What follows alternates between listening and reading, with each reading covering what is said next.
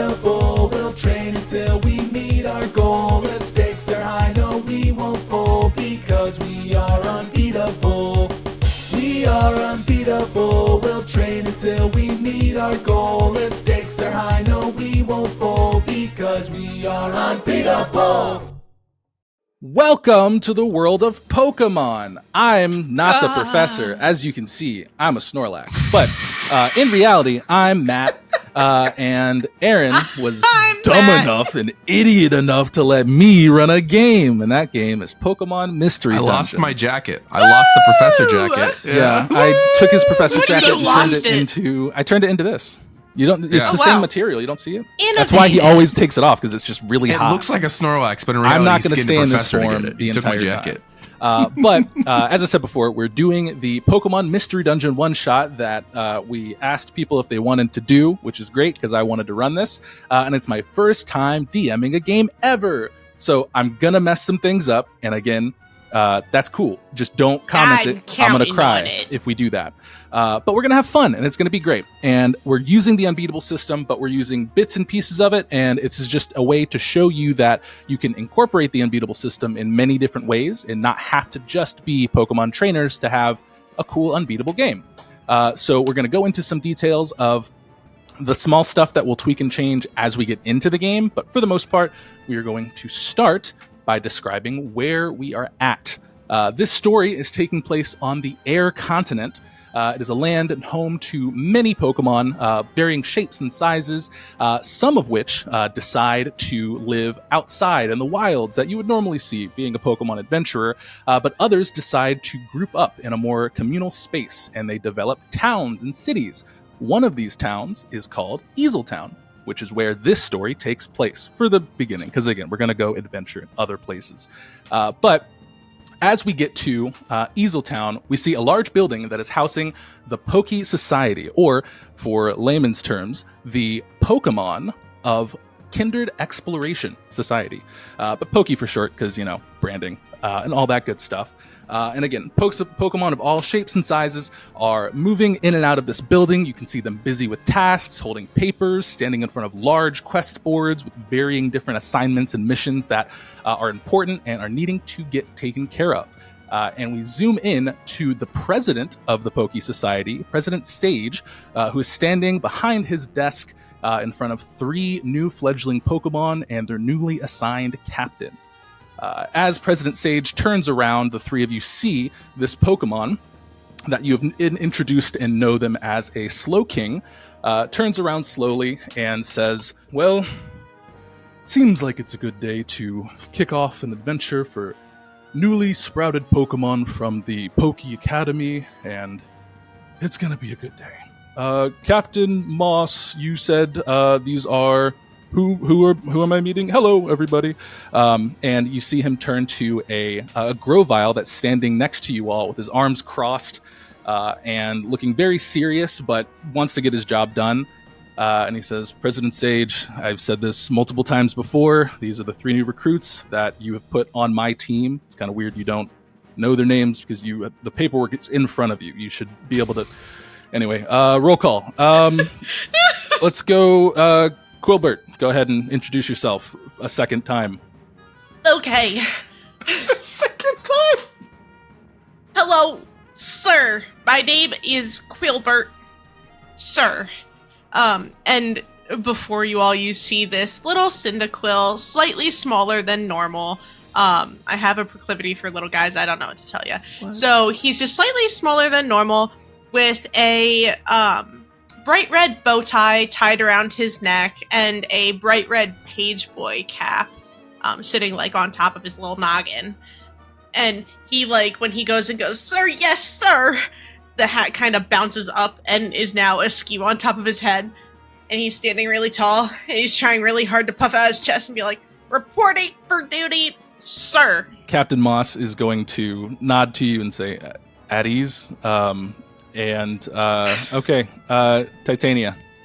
So you see a tiny little pink Tinkatink who is carrying a giant metal, well, it's actually not that big yet, It's a hammer that's probably about as big as she is, like a little foot tall. She has a tiny little tuft of pink hair that just goes poof on the top in the little ponytail, and sitting on her forehead are like welder's goggles. There's kind of soot just all over her and everything. And she goes, hi, I'm Titania. We met before, but nice to meet you again. It's okay if you don't remember me. That's fine. I'm new here, and it's okay to not remember everyone. I'm not like really anything remarkable, so that's okay. But I'm happy to be here and happy to be working with you. President Sage is going to, with his hands behind his back, say, "Oh, well, nonsense. Every Pokemon is memorable and is important and should never be forgotten." And then is going to look over to Whispton and say, "And who are you again?" Sup, Chief? Hey, I'm Whispton. It's Whispton, the Great and Powerful. But that's who I am. I think you'd know my name after I've been in here like 2 or 3 times now. Okay. And then Captain Moss is going to say, "So, this is the team that you've assigned. Can we now move to the bandana issuing part of the ceremony, or do I just need to do all of that?" And then President Sage says, "Oh, yes. Okay, let's... where did I put that?" And you're going to hear on his head kind of like some murmuring that goes... And he says, yes, that's where it is. And he'll reach under his desk and pull out a box and set it in front of the desk and open it. And in front of that, you will see 3 bandanas neatly folded up that have the base color of yellow with some hints of red and green. And as you unfurl it, you notice that it kind of gives you the feeling of looking at a warm afternoon under a large tree with shining green leaves that kind of catch in the sunlight as Captain Moss grabs a bandana for himself and ties it onto his arm and says, "And the name that you assigned for us?" President Sage goes, "Yes, I believe the team name that should fit you all would be Team Greenleaf." Yes, we'll go with Team... Did he make that up just now? Was that, I say, totally out of turn at that point? Did he just make that up? I did. Pretty good, isn't it? That's pretty good, yeah. That's why I'm president. But what mission you decide to take for your voyage, journey, adventure, big words, is up to you. There's a quest board outside that you can view, see what quests seem important to you, and at that point, once you have your approval of your captain, you are all able to go out and complete any mission you'd like. And from there, he will turn back out to the window that is outside overseeing the rest of the town.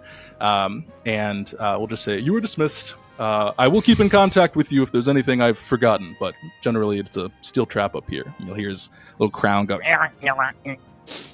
thinking that it's weird that I think maybe that thing's talking for him or to him in a lot of cases. Because you never see his mouth move. I realized I didn't mention that before. It's kind of just all telepathic spooky in his brain. Don't feel bad about not mentioning things, Matt. I didn't mention You've at all never what not mentioned species I'm something playing or at what I all. look like. Oh, Just yeah. now. I was sitting here. I was like, "Oh, I didn't describe myself at all." No, you're just Leading the way out. What do you look like, Aaron? That's an important thing. As we all turn to leave, you see a Because you were invisible slightly during above- this. That was what happened. Yeah, I meld out of the shadows on the floor as there is this slightly above average size Misdreavus that sort of drifts among the group. The distinctive features of the normal spherical ruby necklace that all Misdreavus wear, that where we store our psychic powers. But also there is a very edgy looking eye patch over his right eye as it's got the frayed leather sort of really too intense eye patch for sort of the very laid back emotions that he was giving off. Anyway, apologize. That was what I look like. Oh, good. Let's say that happened the first time and everyone was like, "Whoa, eye patch, cool." Whoa! But fantastic. So as you all leave his office, you head out down the stairs of this large 2-story building and are moving towards the quest board, where you see a lot of different Pokemon that are looking at these different papers. It's kind of like the help wanted with a little tab that you can pull off, and then you take that tab over to a desk where you see a whole bunch of different types of flying type Pokemon, psychic Pokemon, that it seems the way that they register and record these quests is you go up to them, tell them what quest you're getting, and the psychic Pokemon keeps track of the specific region that might be in danger or might need to be explored, and the flying type Pokemon will go off and scout those areas ahead to make sure you know exactly where you need to go, what needs to happen, and if it's generally safe and what difficulty level these types of missions will be. But as you get up to the board, Captain Moss is going to kind of lean up against it and look over to you guys and say, all right, choice is yours. What quest do you want to do? And you have the quest board to look at and choose what you would like to do. Wow, that was quick. First of all, Quilburt, Titania, I'm gonna let you guys pick because I'm just that freaking cool, you know. Whispton the Great and Powerful always lets his friends pick first, so you guys can go ahead and go first. Where are you from, Whipped? First of all, it's okay. So try it with me again. Whispton. Whispton. So I'm from the Dark Forest, and I just need you all to know that I respect you less every time you say my name wrong. I just want you to know that. I actually have a question. First of all, it's Whispton, the Great and Powerful. Whispton the Great and Powerful. So when you said the Dark Forest, you kind of like the Dark Forest. Yeah, that's how you say it. That's how you say it. If you're from there, you know that's how you're supposed to say it. Like if you're from there, you have to drop the voice like an octave and a half and go the Dark Forest every time you say it. Otherwise, it's not. Exactly. Thank you. See, Captain Moss, the only educated person here. Be better. Oh, As we're talking, you notice that Quilburt takes his bow tie off and kind of like tucks it away, and then he takes his yellow bandana and ties it in a bow tie around his neck. So it's just, Whispton from the Dark Forest. Wait, why do we have to decide where we're going? Well, why can't you don't help have us to. decide? I was letting you guys choose because, you know, it's I figure I'm down with whatever. Yeah, it's more of a tradition for you guys to all come together as a team and like work together as a team to decide what mission would suit your qualities best. So there are a couple I'm the of great different. and powerful. what? Keep thinking that. So there are a couple of different quests that you can do. Have you read any of the quests on the board yet, or have you just been talking to yourselves? This whole time, Titania's just been tying her bandana around like the top of the handle of her hammer, and it's like making it into a little bow and like keeps adjusting it to make it look perfect. Okay, well, it appears the quests that we have available, since we all seem to be preoccupied, is, and then you look towards the board, and as he's starting to read them out, again, this is through while a bunch of different Pokemon are reaching up and taking off the different tabs of these different missions, but some of the missions you see are package delivery to Stormy Sea, noise complaint at Mount Thunder, stargazing research near Meteor Cave, and lost Pokemon in Howling Forest. Oh, that one. Oh, why can't we go stargazing? Yeah, wait, well, I like the stars. Yeah, but like, does that help anybody? But doing research. Knowledge is power. Hey. With the hammer. As you say that, you're looking over at the different missions that are there, and of those first three that were read out of the package delivery, the noise complaint, and the stargazing, a lot of their tabs seem to be teared off to where there's only about one or two left per page, and the lost Pokemon in Howling Forest looks to have pretty much no interaction with it at all. There's still all tabs on that page available. And Captain Moss is going to say, missions are generally first come, first served, so many of the jobs that sound too good to be true are normally snatched up pretty quick. Okay, And well, I guess we could go help someone. There we go. Yeah. Good. That was the first test. You all succeed. And then he'll take off the tab for the lost Pokemon in the Howling Forest, and working together as a team to decide what quest to go on, you all get a friendship point, which for the folks at home, you know how friendship works, right? So imagine it doesn't work like that. And instead, when you have friendship, if you're in a battle or trying to do something and you want to help your friends succeed, you can use your own friendship point to either help protect a wound on a Pokemon that is your friend and you don't want them to use it. You can kind of reduce those points that you have to help someone else. So it's not to protect yourself is the point of that. So a little bit of a change up, and we'll see more of that as we progress further with these missions. But you all gain a point of friendship, which is so cute and cool. And you see Captain Moss will take this over to the desk. There is a Natu that is sitting there, and he'll say, Team Greenleaf, missing Pokemon or lost Pokemon, Howling Forest. We're going to be heading out here pretty soon. And the Natu just goes, okay. And then he just grabs it this guy. and throws it in the desk. And Captain Moss says, okay, we can head out now, but let's spend a minute in the town square to just take in the scene before we go, because this is a big moment for you guys, and we should always, relish these times or something. That's, yeah. Okay, let's go. He's going to lead you guys out. Kate, did you have a question? Oh, I was just gonna say that Whispton should get a negative friendship since he was bullying me. Anyway. That is I'll take it. I'll take it. I'll this, take it. you know that I'll doesn't do it. help you. Yeah, I know. In this case, because of Yeah, noted but it before. feels right. Okay, all I'll right, take then it. Whispton, I'm doing it. don't gain a friendship. But you all do gain a friendship from getting your bandanas. I forgot to mention that earlier. Okay. Oh, yay! So you guys are up 2, Aaron's up 1. And Speaking of, I still haven't put on my bandana yet. I haven't decided where it's going to look the coolest. okay, and that's fine. You're just holding it in your bag? Yeah, Or- it's just all, well, what's funny is Misdreavus canonically don't have arms, so it's just floating behind me. That's fair. As I use my little ghostly powers to bring it along with us. As you step outside of the facility, Easeltown is a lovely little town that sits atop of a plateau overseeing the air region that you are on, the air continent. And with the town square, albeit a bit more round than square, has an elegant fountain in the center that has a statue of a majestic Pokemon that stands proudly at its center. And there's little water spurts going around it, and it looks really, really cool in the center. And surrounding that fountain, you can see some building structures. There is one large pink and white dome that kind of gives off the appearance of a Chansey. That looks to be a location where if Pokemon are injured or hurt, they could go to get some healing supplies and things like that. You also see a building that is oddly shaped like a Pelipper, or has its color scheme of a Pelipper, but holding a mailbag is like the size of the building that you would go into, and that seems to be the post office where far-off mail is sent.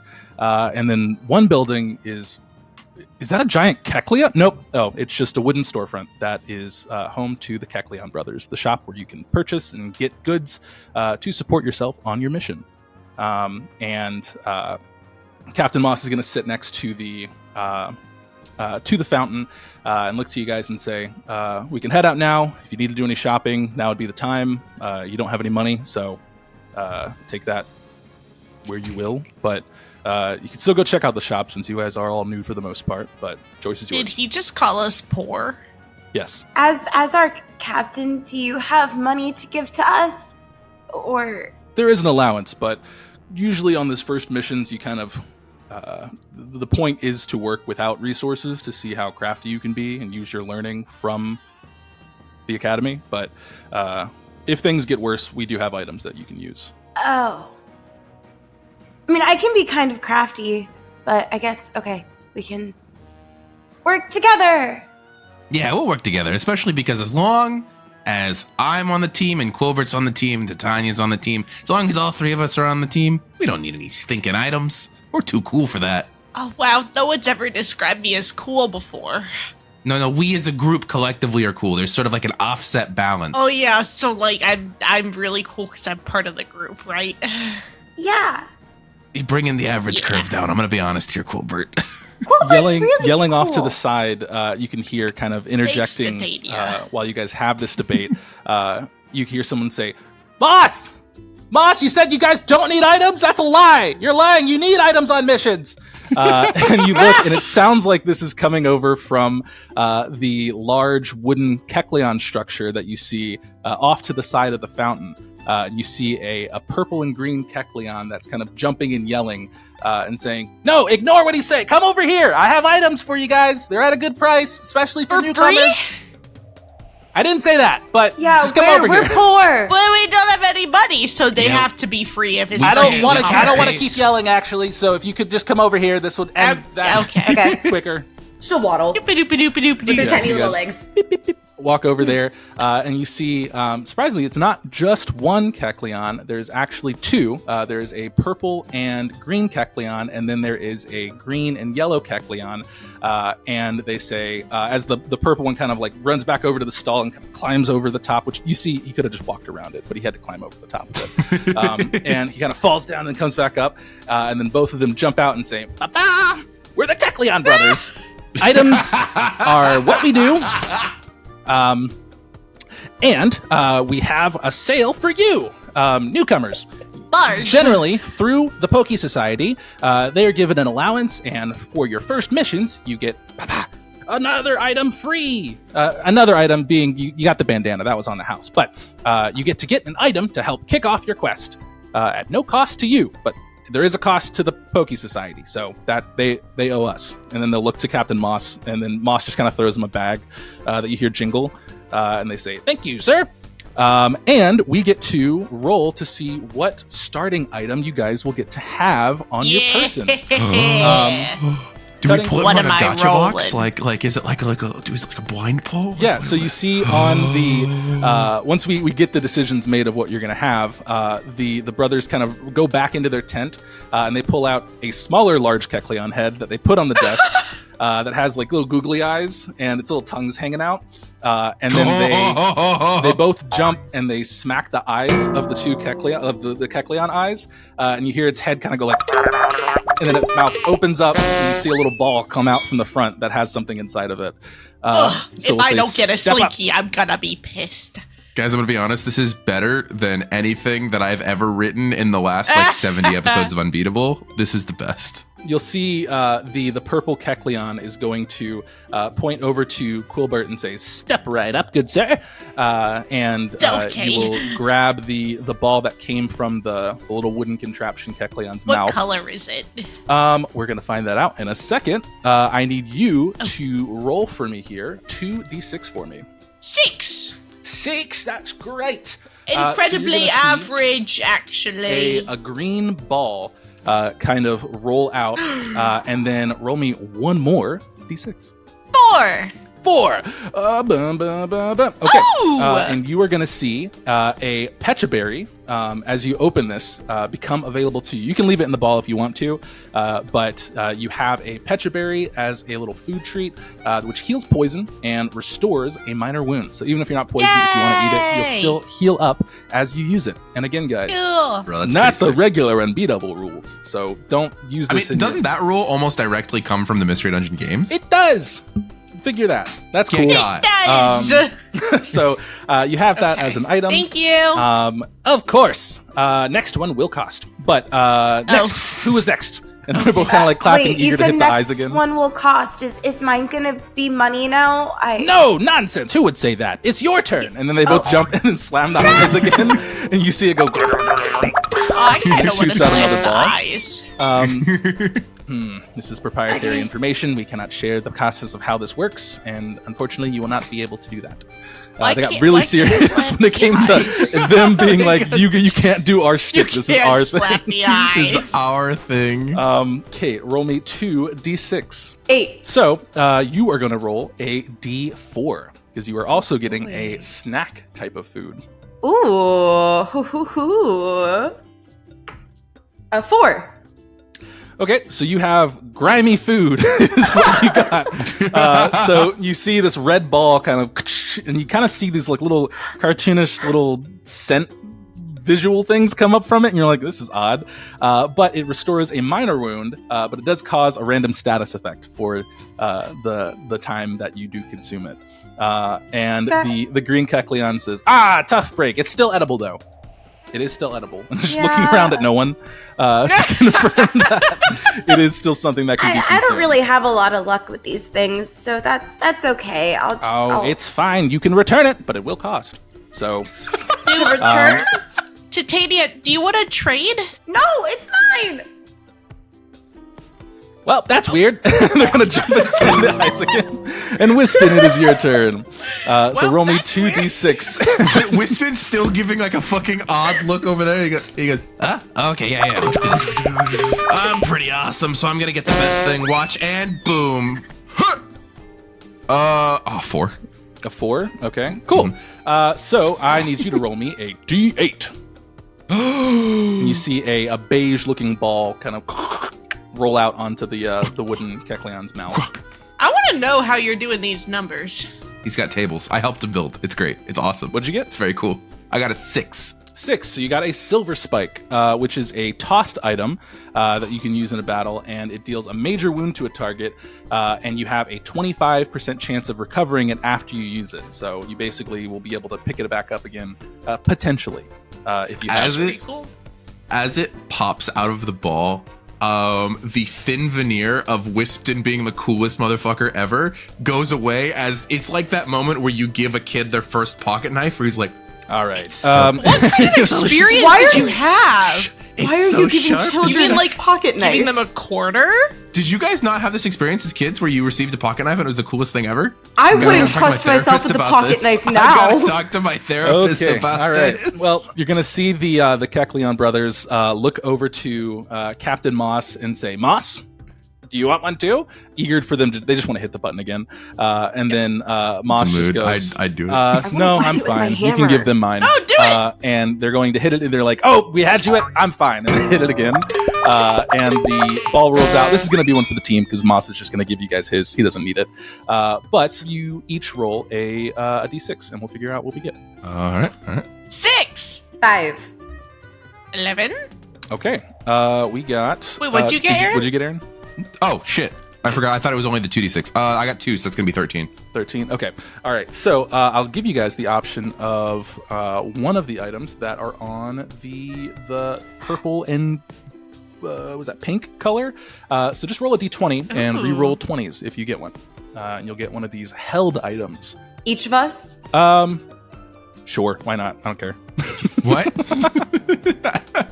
No, I'm kidding. You Just do one it. person. Just Yeah, one person. yeah, I one realized what I person. said. I Aw. made mistakes. I'm good. No, but one person can roll, and actually, better yet, here's what we'll do.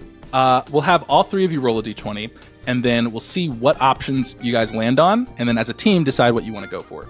Ooh, that's a great idea. Okay. 11. 11, 16. 9. 9. Okay, so we got 1, 2, 3, 4, 5, 6, 7, 8, 9. A Pecha Scarf, so it prevents poison or badly poisoned status. Detect Ban, which boosts the user's evasion, which in this case, it will basically give you a advantage on your defense rolls. You have a No Aim Scope, so tossed items deal 1 additional minor wound. Ooh. Okay. Okay, everybody. I want to talk about this for a second. I just want us all to consider.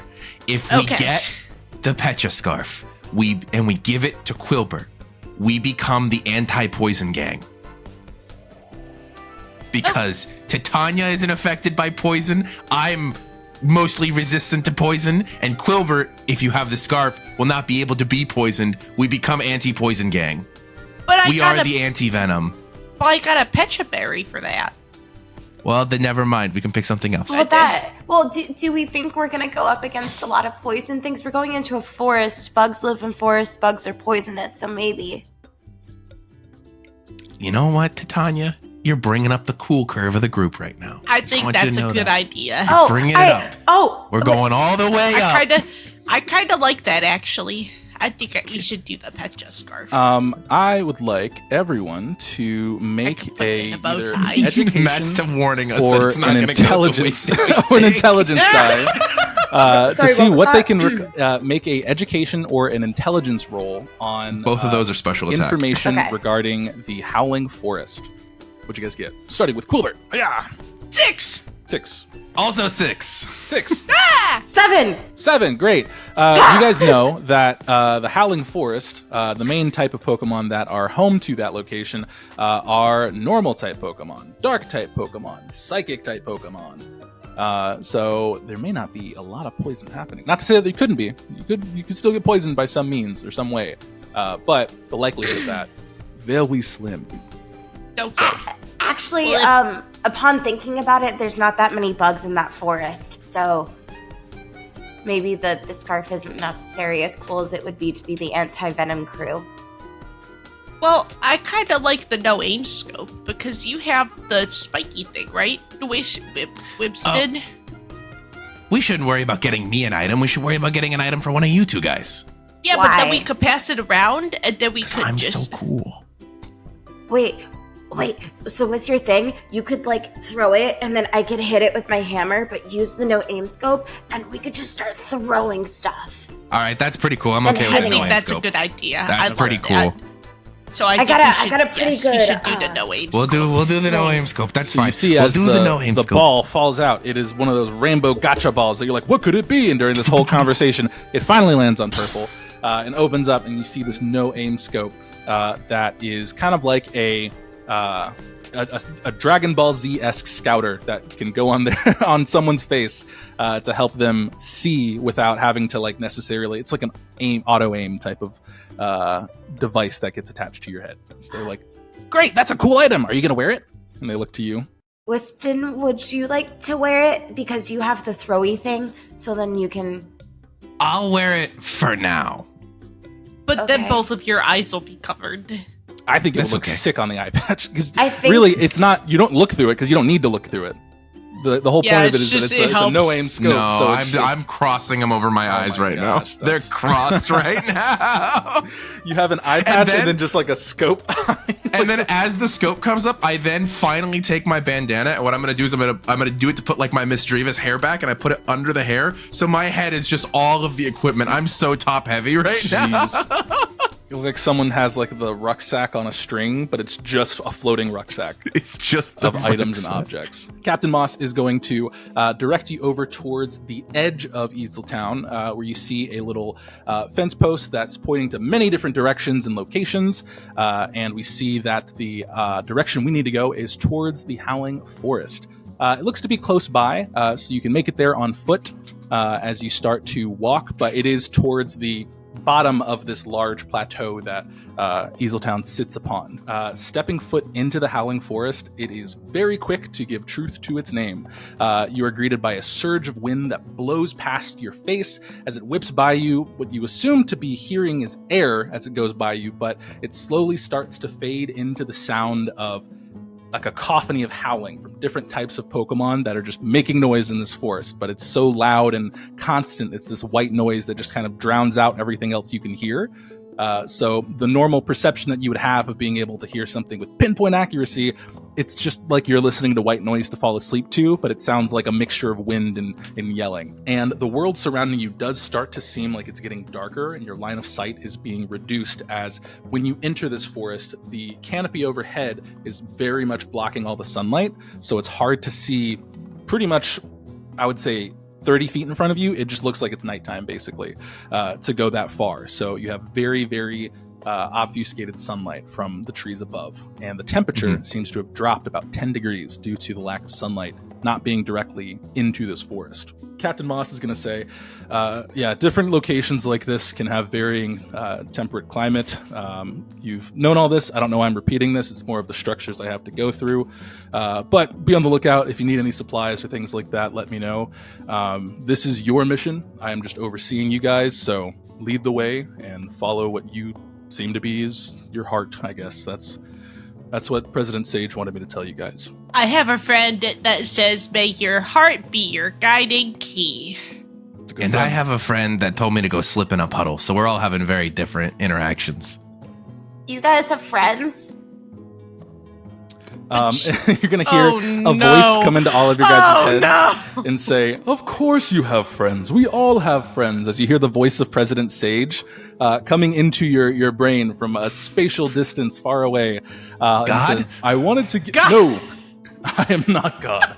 No. That's funny. The scouts from the mission that you currently have selected, which, again, good job on selecting that. Not many people like to help lost or wild Pokemon that have gotten to a place they shouldn't be. But the scouts have reported that the lost Pokemon is located somewhere within this forest, and Poke Society members do have authorization to operate within this area. Your captain and the society have scouted ahead to make sure that this is the proper location for a fledgling's first mission. But there may be some local Pokemon that are eager to battle or may try to spar with you. Feel free to battle them, but use your best judgment because you are working, so keep that in mind. Okay, goodbye! Wait, President! Yes, I didn't leave.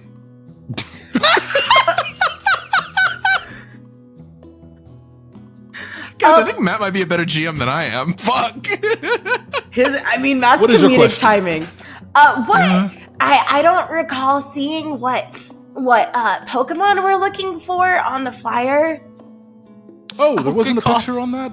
Uh, Boss, or there wasn't a maybe I picture on just that didn't flyer? see He says, no, you didn't. It said lost Pokemon. Oh, well, as I said before, use your best judgment. Goodbye. Wait! Wait! I think he actually guy. went this time. I did. Captain Moss is going to say, Underrated joke. I talked to the Natu that was at the desk, and they said it was a small Pokemon. It might be pink. I'm not too sure. Is it but me? I found it! No.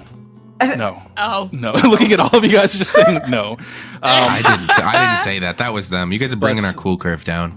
They said they'd be somewhere deep within the forest, so I'm sure they'll make themselves known. Generally, when Pokemon send these kind of requests out, they have some type of identifying characteristic that points them out. They normally look scared, frightened, in danger, because they're not used to being in this type of place. So keep an ear out, see what you can find, and report back here when you find the Pokemon, and we'll head back to town. And then you just see him jump up and sit in a tree, and then just kind of lean back and start to fall asleep. Wait, you're Yes, staying sir. here? Yeah, you see the Grovile will be leaning back in the tree and kind of has a some of the branches over his face a little bit with his eyes closed, and he's just So kind of cool. nodding away, just being like, "Yep, this is your mission. I'm just here to watch over you." And then he starts to actually just snore that quickly. Very by the time he Guys. finished that sentence, he's like, "I'm just watching." It's impressive. Guys, I know I talk a lot about like the cool curve and what the average of all of our coolness factors is. Even if we didn't take the average and it was just like the summation of all of our coolness, I don't think we reached the level of Captain Moss. You can't. Yeah, that's weird. He's really cool. I want to be like him when I grow up. And by like him, I mean I just want to be able to fall asleep that quickly. Cool, where are we going? Are you like haunted by the dreams of your pet? What's going on there? I like zoom in with the fucking lens on my eye, like looking at you, like On your perceiving eye you. She just starts polishing her hammer. And as you guys start to head further into the woods, you are going to be doing some rolls for me here, and we're going to be doing some little cheeky auto battles to get through some of the potential fights that are here. And as I said before at the top of this, we're using the unbeatable system and rules.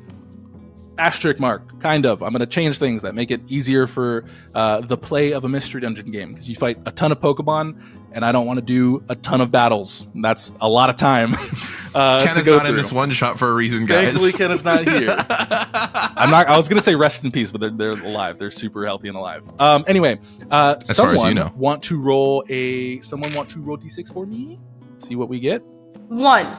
You got a 1. Okay, cool. As you go deeper into the forest, you still hear that howling sound of these Pokemon that seem to be of the variety to use, maybe the move Howl, I don't know, that go further. And stepping foot, you see a pack of these howling and barking type of Pokemon.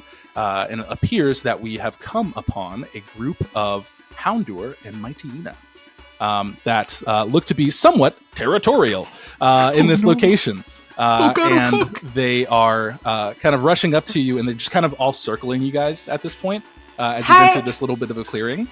they say, "What are you doing any of here?" you lost? Are any of you lost? Do we look lost? I don't know. We're You came all a here little pretty lost, dumb, but, aren't you we? know. And they're just going to attack you guys. So we're going to go into an auto battle. The great way of communicating is calling people dumb. So what we're going to do is everyone is going to roll their highest die. We're going to do best of 3. So as each of you guys have your own little battle, you guys are trying to win 3 times. and if it looks like you aren't going to win or do not succeed, you are knocked out of the zone you're currently in and either have to reattempt, or you might lose some items, or something worse. Who knows? Yes, Quilburt. Do we get to explode? Yeah, of course, absolutely. Okay, and then that I may exploded. even change how. Well, okay, well, let me get to the rest of my spiel. Depending on I will how not. well you roll, that could impact the consequences or success of said encounter. So, who would like to do their battles first and roll against me and be probably better? Because Before we get to the battles, I do want to clarify to the audience and to everyone else at this table that Whispton went from, oh god, oh fuck, these are dark types, I can't hurt these guys, to these guys are dumb in about 0.1 of a second. That's really crazy and wild and kooky. I So, could go first. all right, so we are going to roll off. Let me find what Pokemon do you think you're going to attack first of these two? The Houndoom. The Houndoom. Okay. What do you have? So you said roll your highest die, and I just went ahead and did it before we started it. Do you want me to re-roll? Oh, you're good. If you exploded, Okay. you exploded. It's on I you. did explode. I got excited. You're very good. And I don't add anything to it, right? Just You the add flat your, die number, right? your rank. Yeah, Because your you rank. are a Oh! rank 2 Pokemon. Okay, then I got a 14. 14. God dang. Okay. I So rolled you 8 don't. and then a 4 and then plus 2. That definitely beats my 5 that I got, which is super cool. What do you do to defeat this Houndour and fend it off from attacking you and your friends? I see Whispton getting a little scared.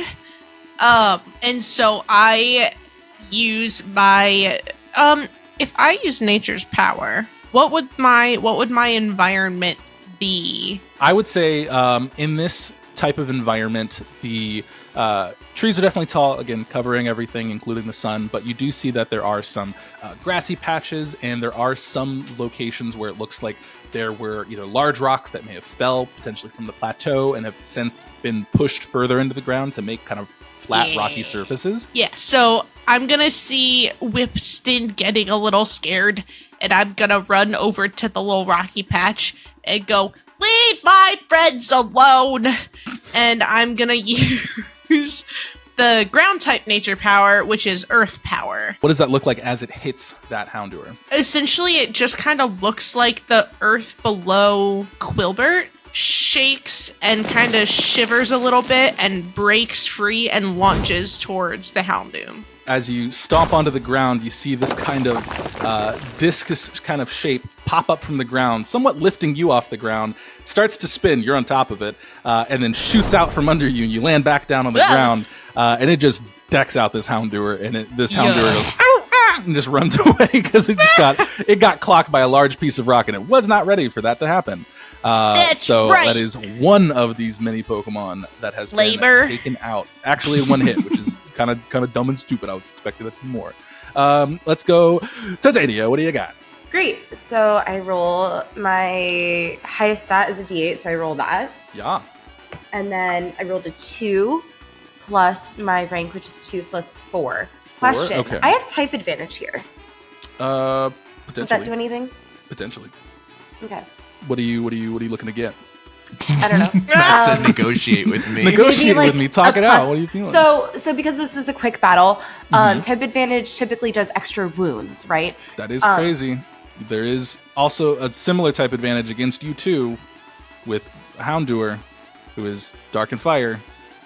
Right. So if you argue for this, he also gets to use it, is what he's telling you. If you want advantage, I can get advantage too. What do you want to do? I'm just I'm wondering in general if type advantage does. I'm wondering. apply. Hey, I can easily roll And- this if you want me to. It's up to you. And it's a little D4. I'm happy to roll it. What are you gonna do with that? Exactly what Well, you would do explode if you 3 get it. times, yeah. Do you want advantage or no? That's where that would come If you- from. If you say yes, I'll say yes. Yeah, why not? Okay, all right, go for it. So you rolled so- you rolled a 2 on your die plus your My rank, which is 2, Your rank, so so, then- you're at 4, and then roll your d4 and see what you get. Okay. I rolled a 2.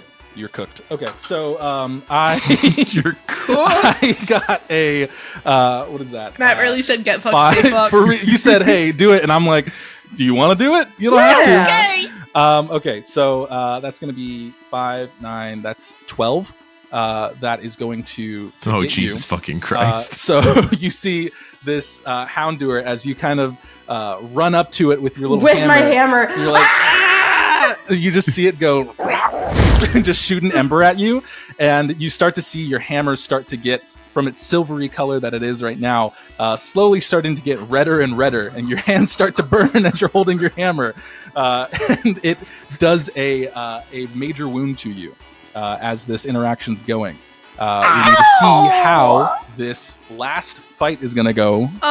What's poppin'? Can I use a friendship to kind of help stave that off a bit and subtract it from a major wound to a minor wound? You could. Another thing I was going to mention after this was done is these smaller battles aren't that important. This is more of just you're taking damage, and when you get to the next zone, enough time has passed where you're going to heal up from stuff. Oh, okay, cool. Unless you guys are like getting rocked. If you guys are actually getting unless fried, they put us in the fucking fryer, we're good. If it is a crit or something that would be like 10 above what they rolled, which this wasn't in this example, but if it was something that normally if you were to like demonstrably crit on someone and just do a lot of damage, then maybe I would say like, yeah, use a friendship to help stave off some stuff. But for this, it's not that big of a type of battle. This is more of a just, you guys are trying to make your way through this forest and they are just being territorial. So you guys are just sparring to say like, who's tough enough? Are you like, this is the salty spittoon. And are you guys tough enough? I'm not tough enough. Not yet. But what do you got, Aaron? Whispton is going to vanish. Like, you know the way that like when kids are like trying to be really cool in a pool, they're like under the water? Yeah. He does that with the shadows as he goes for a shadow sneak, and that is going to be a total of a 9 for that roll. Wow, that's incredible. That's when little kids do it. Aaron, I saw you do that last week. Yeah. So you hit it with the shadow sneak, and that shadow sneak is definitely going to be strong enough to win this battle because I rolled a 1 and it's a rank 2 Pokemon. So you definitely beat it. It's not being totally smacked down, but with the one Pokemon having run away and then you hitting this other Pokemon, they did get one win on you guys, but we'll leave this up to a final fight. Do you want to have Titania try and redeem themselves and do another fight? Or do you want someone else to do it? Redemption. I'll try to redeem myself. Redemption. Okay. Redemption. So in this example, I think what would help is that as you were hit with that ember, Whispton goes and shadow sneaks the Houndour that was fighting you. So the Pokemon that is left is the Mightyena. So we're gonna see how that goes. That is so big, straight Dark type, but it's the same rank as you guys, so we're good. It's so Okay, big. so this time, rather than going for the metal attack with the hammer, Sure. I'm gonna go in for with like some leaning more on the fairy side of things and the special attack rather than the physical attack. Yeah. That is a 5 + 2 is 7 + 1 is 8. Yeah. Okay. Yeah, that'll do it. Especially because if you're using a fairy type move, that will have an advantage on the Mightyena. So you see as you hit it with this blast of the fairy type of damage, where that other Houndour had been knocked with that stone disc, it just falls on top of it and topples right over it. And the one Houndour that was Shadow Snuck is going to run over and just start dragging its other friends off into the foliage to say, all right, you're tough enough as you were. And you guys successfully make it through the first floor of this place. Only 20 more to go. Just kidding. I just used Move Howl. That was a good howl, actually. You're part of our gang now. Very good. Okay, so go ahead and we can move to the next area. After this fight is finished, you guys do have a moment to kind of tend to your wounds and heal up on some stuff. You don't have to use your items or anything like that for it. You have little first aid kits that you can use to heal some burns and whatnot. Most of that is just her Titania fixing her hammer, and she's like, I'm so sorry, Oberon. I am so sorry. You're okay. Tink Tink, you're fine. Tink Tink. Oh, tink, did you tink, just- tink, Kid- tink, tink. Does that thing have a name? Yeah. Okay. Here, can I Tink, help tink. you? And he's No, gonna. no, he's Quilburt is okay, gonna he's waddle okay. over. And be like, no, I can help, and like try and put a hand out, but he's very warm because he's a fire type, And so you can see the metal start kind of getting a little red Wait, again. No, I wait. can help. Actually, keep doing that, and then ding, ding, ding, ding, ding, ding, ding, ding, ding, ding, ding. She's making the sound every time she hits it. That's not her. Like, I love it. I love it. Ding, ding, ding, ding, ding. Verbally saying it every time. That's Yeah, funny. she's saying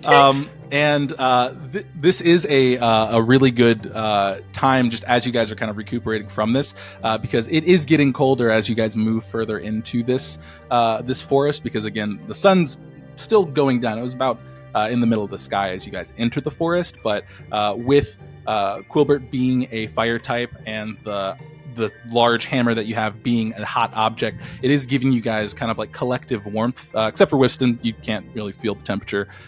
Being a ghost, can't and really whatnot. feel. Wow. You can still feel. You can feel cool.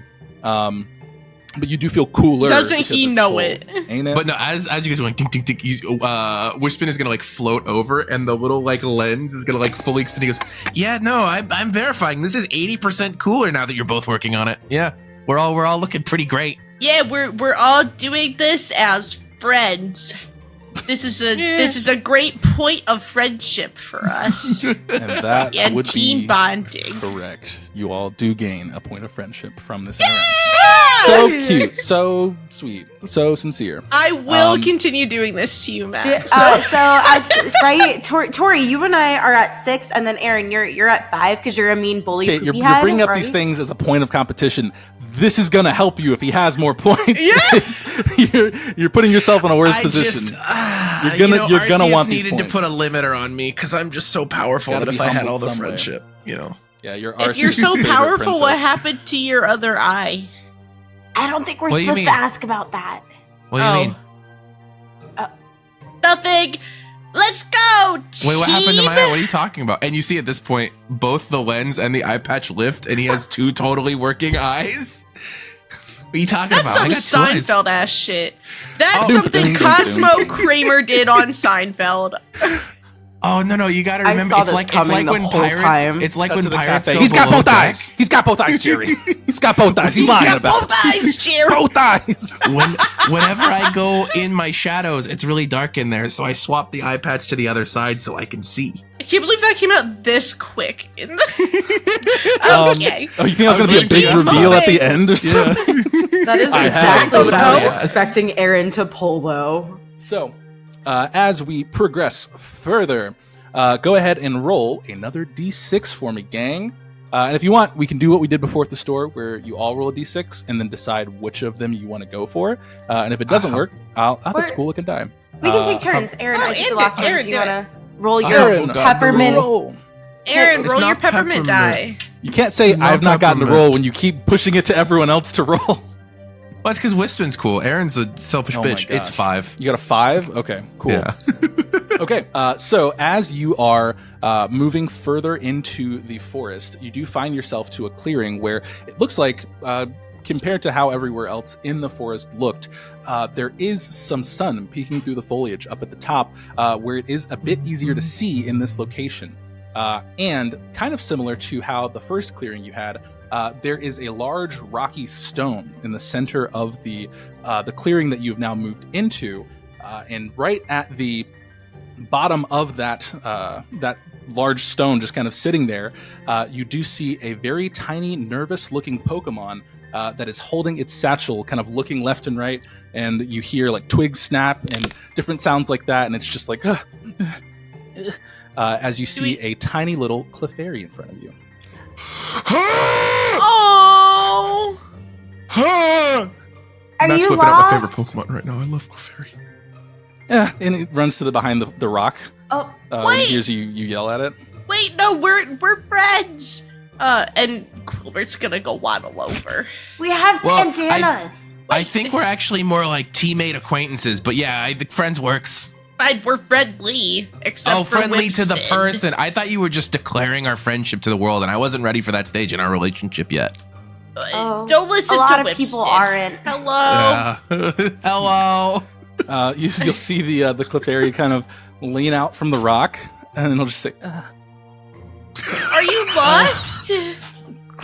Clefairy, and it will kind of just shuffle a little bit nervously out from behind the rock, still clutching its bag very, very shakily. We're moves up doing this. Okay. closer to you. Cyndaquil.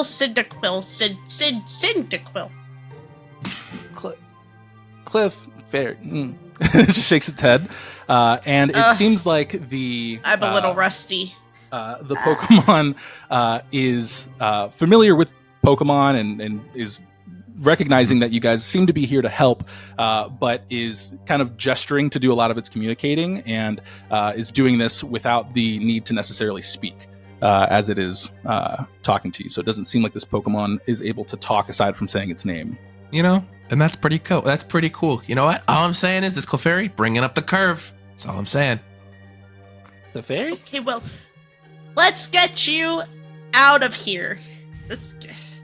Clefairy, and you hear a snap from the back of the forest behind where the rock was that the Clefairy was standing at, and you see some more Pokemon come out from the woods as you see another Mightyena and two Schnubble follow. Schnubble! As they say, so you're friends with this Pokemon, eh?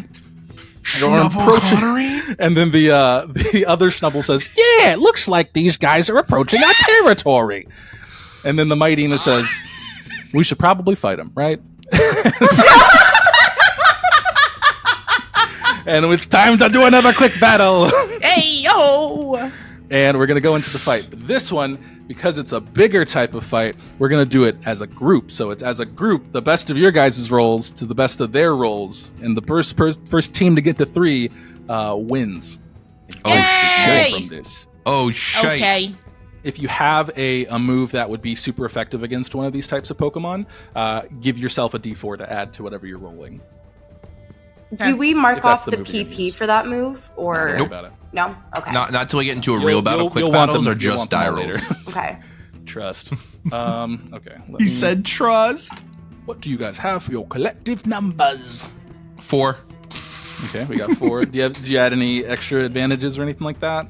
Nope. Just 2 with your rank, right on. Love to see Yup. it. Okay, cool. 12. 12. Okay, this is good. 10, Holy specifically crap. against the dark type one. Okay, cool. Yes, so in this round of back and forths between the Pokemon, you guys are being buffeted by different types of attack. The Mightyena tries to go in for a bite, but you guys are really quick to dodge and evade around it. The Snubble tries to run up to Whispton and lick its face because it knows, hey, ghosts don't like tongues, I guess. And decides to say, here, I'll give you a lick. And then it looks like it's I winding its hate fist up that. to punch. I And then just licks hate its it. face.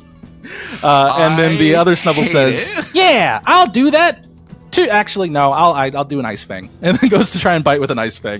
But I respect you more. game recognized game. What moves do you guys use, and how does that look as you defend off and win this round? Because you did roll higher than me. I use my I turn, and at this point Whispton is gonna go and like no hands, but if Whispton had hands, it'd be like the Professor X, like fingers to the temple, and just a hands sigh appear. wave goes across the two Schnubble. Titania is going to go in with a fairy wind, and there's like a little chime as the wind goes, and like it's so mystical and magical against the This damage, yeah. it hurts. Actually, no, I'm sorry. The Mightyena says, ow, this hurts a lot. And then Quilburt, what do you do?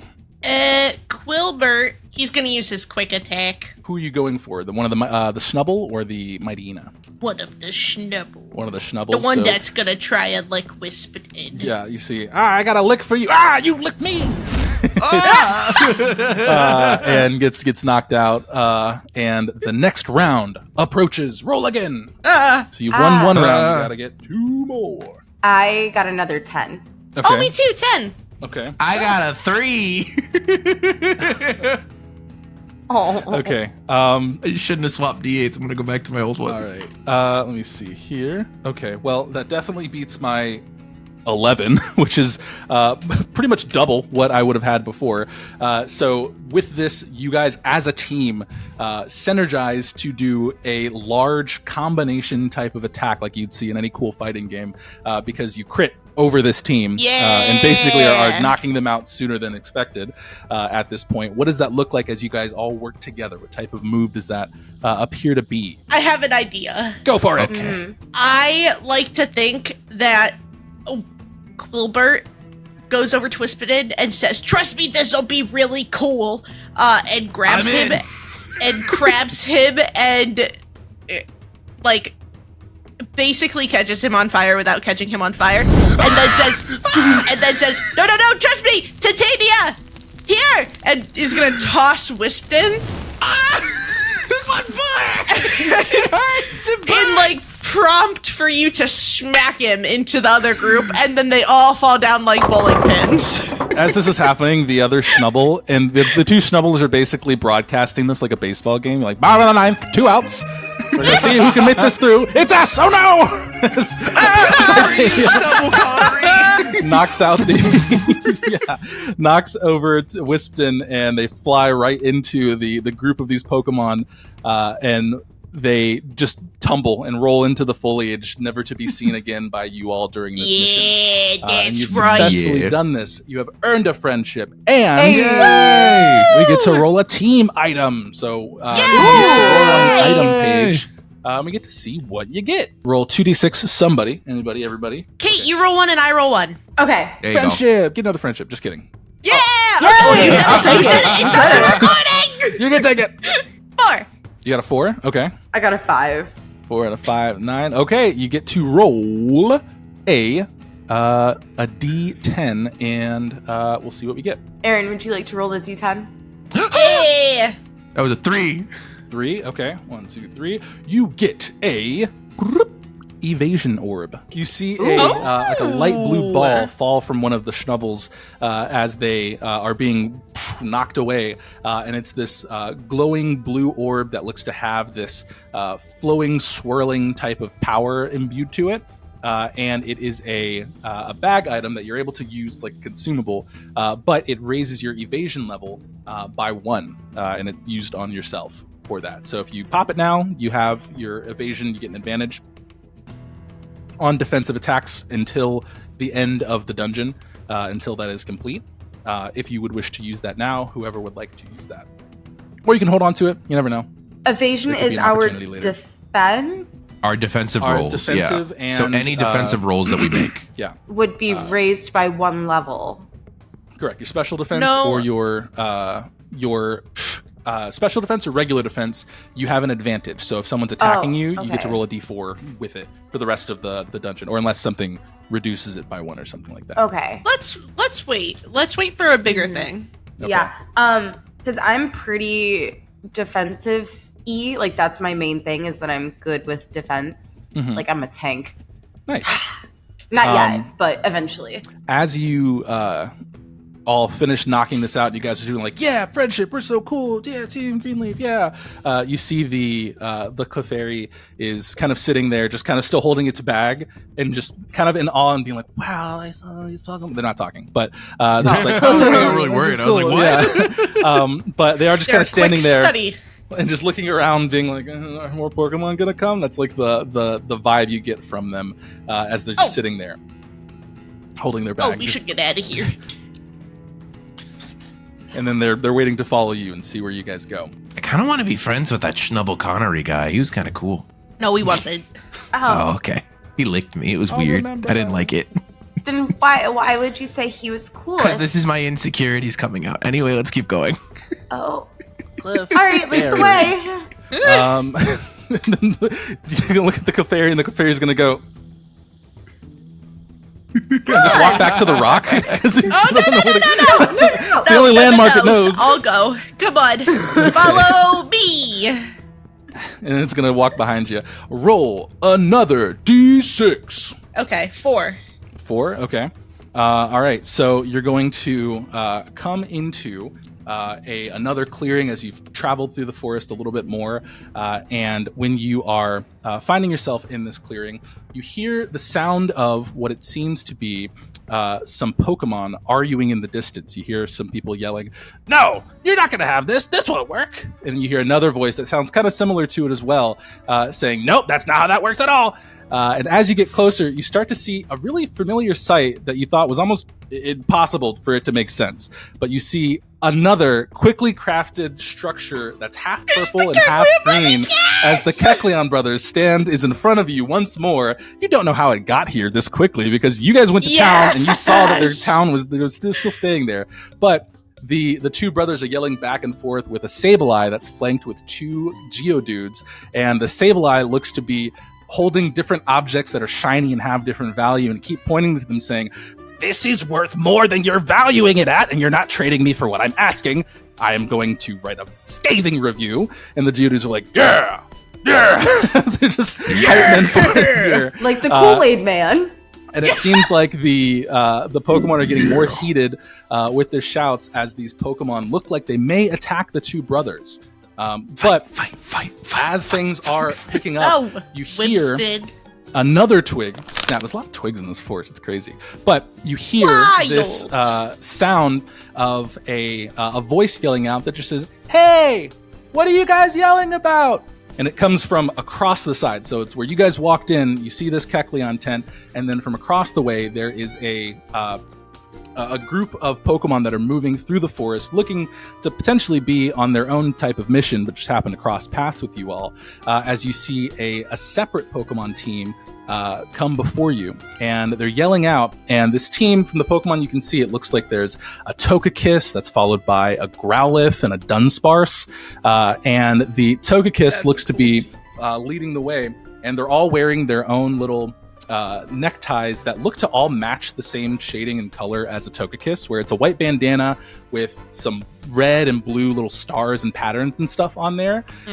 And the Togekiss yells out and says, "You guys aren't planning to attack those brothers, are you?" And the Sableye says, "What's it to you?" And they start getting in kind of an argument. And as you guys get closer, the Kecleon brothers say, "Oh, this is perfect. Okay, you guys, we saw you earlier, and you got Team Max. Whoever beats these guys and gets them away from us, we'll give you a free item on the house again." And you see the other team, now named Team Max, say, "Oh, you can easily do that. We're super strong. Sorry, guys, you're not going to get this item." And you guys are going to collectively try and fight off these apparently higher level Sableye and Geodude in a competition. So you guys are fighting each other to see who can take out the other team in a timely manner. So who would like to roll their... Let's see if we can roll a agility check to see who, as a team, collectively, will be able to go faster and take the initiative. Guys, I'm struggling with my die didn't land in my dice tray, and I always re-roll it when it doesn't land in my dice tray, but it was a really high roll. But I'm gonna have to re-roll it because it didn't land in my dice tray. That's okay, I'll carry. It was the same roll. No, it was good. Okay. Did you just say that's okay, I'll carry? Go fuck yourself. Wait till I say my number. Okay. What do we have as a team? 17. Jeebus! What single digit number did you guys get? Kate, what'd you grab? I got a 7. I got an 8. I think we won. Okay, so with this type of encounter, you guys are all outnumbering the Sableye and the two Geodudes, so it's less of a matter of how you defeat the Pokemon, because that's going to be confirmed. This is a 6v2 type of situation. What is it you're doing that is making you go faster than these other Pokemon, and how are you taking the initiative to get that first hit on everything and take the first win of the challenge between these two groups? As Whispton is like standing there, both the lens and his eye patch both fly up, and his eyes go like really big and yellow, and like do that like old like 80s cartoon thing where they would like change like rings of like yellow and orange and inverse a bunch, and his mouth goes like really big and spiky as he's gonna go and use mean look, which normally would prevent Pokemon from fleeing or switching out, but I feel like might give the other team pause just enough for us to go pop on the other guys. I like it. Yeah, you see as that mean look happens, the other Pokemon they're moving very quickly. It's not to say that they aren't quick as well, but as that happens, that entire team kind of all catches the gaze of that mean look, and all of them kind of go, ugh. That's really weird. And then you guys swoop in and take the first hit, dealing a ton of wounds to these aggressive Pokemon that are berating the brothers. But now we're going to go on to their turn, and we're going to do a roll off to see who gets the second hit. And we can do either a speed check for that, or we can try and see who can do the bigger attack damage wise. What do you guys want to do? Ooh. I like the bigger attack. Let's do the bigger attack. Bigger attack? Yeah. Okay. Let's do it. Let's go. All right. So go ahead and roll your respective highest attack you want. So that's attack or special attack? Yeah, highest attack you want. Oh, thank God. I thought I was going to have to roll a d6. Oh, sweet. Okay, I keep rolling 7s. Well, I rolled a 6, so brag about it. I just rolled an 8. What you guys get? I got a 10. I went ahead and took an advantage against the Geodude because... Okay, that's real good. Actually, wait a second. I might actually need to take an advantage. Give me just a second. Because Ghost is super effective against Ghost, and I forgot that my Shadow Sneak is a Ghost type move. For some reason, in my brain, I thought it was Dark. What is that? I can't read this dice. What is that? It's a 3! Cool. Why are you using them if you can't read? Because they're cool, and they were a gift. Okay, so what did we get? 9. Okay, we got 9. 8. 10. Okay, 27. Okay, all right. So this team is going to beat you guys because they got a collective 29 on their roll. No. And I'm going to see the Togekiss say, "All right, Team Max, form Alpha." And they kind of get in this like Sentai type of position where the Togekiss kind of has its wings out and it's like, "Gah!" And it says Max, and they call out their names as they go to attack. The Dunsparce kind of slides under the Togekiss and says, "Buzz." And then you see a large ring of fire shoot around them all as the Growlithe jumps through it and says, "Diesel!" And they're all ready to attack. You fucking bitch! And How What? dare you What? do this to me? they swoop in to attack, and they take the point for that one. Refer yourself to Unbeatable Episode 8. You'll understand what I'm So, talking about. yes, for that was those so who don't long know, ago. this is crazy. How do you know that off the top of your head? I think it's 8. It's somewhere around there. It's close to it. Maybe, It's on the way. Maybe It's 11. on the way to On the way up. Viridian City. Was there a... Yes, I'm so upset. it's more of something that was pointed out by me in the episode that I just keep bringing back as a thing that I'm like, this is funny. And it's one of Corinne's friends. They have a Pokemon that is. It's episode 13. I'll episode fight 13, you. But it's Diesel.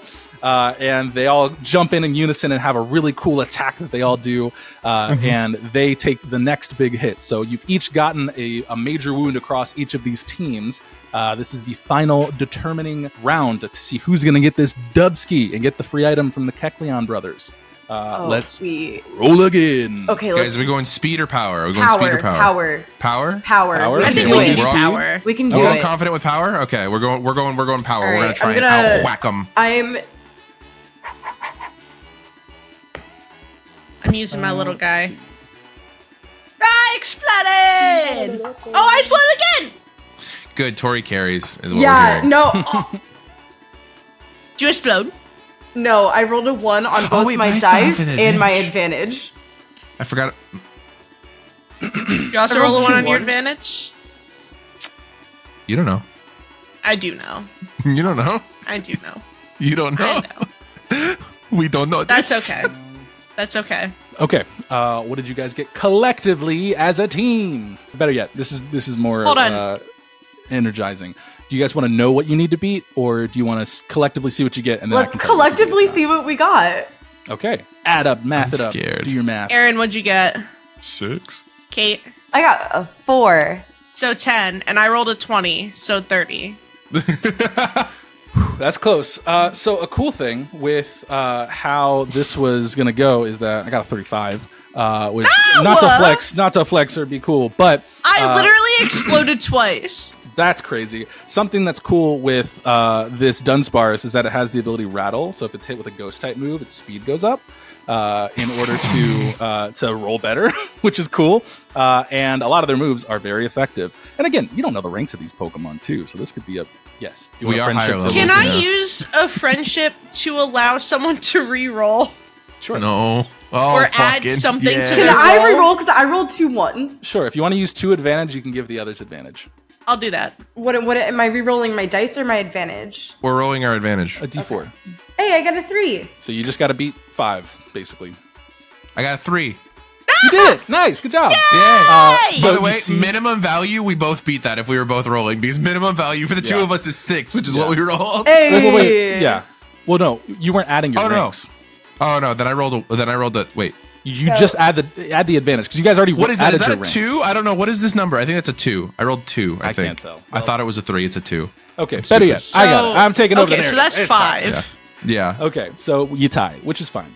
But what you'll You basically beat see is as the No bitches. as the Pokemon are doing their unison attack on Team Max, the Sableye goes to try and hit the Dunsparce with a feint attack, and as it does, you kind of see the Dunsparce kind of just start to shake and move with a bit more speed as it gets hit with this rattling ability.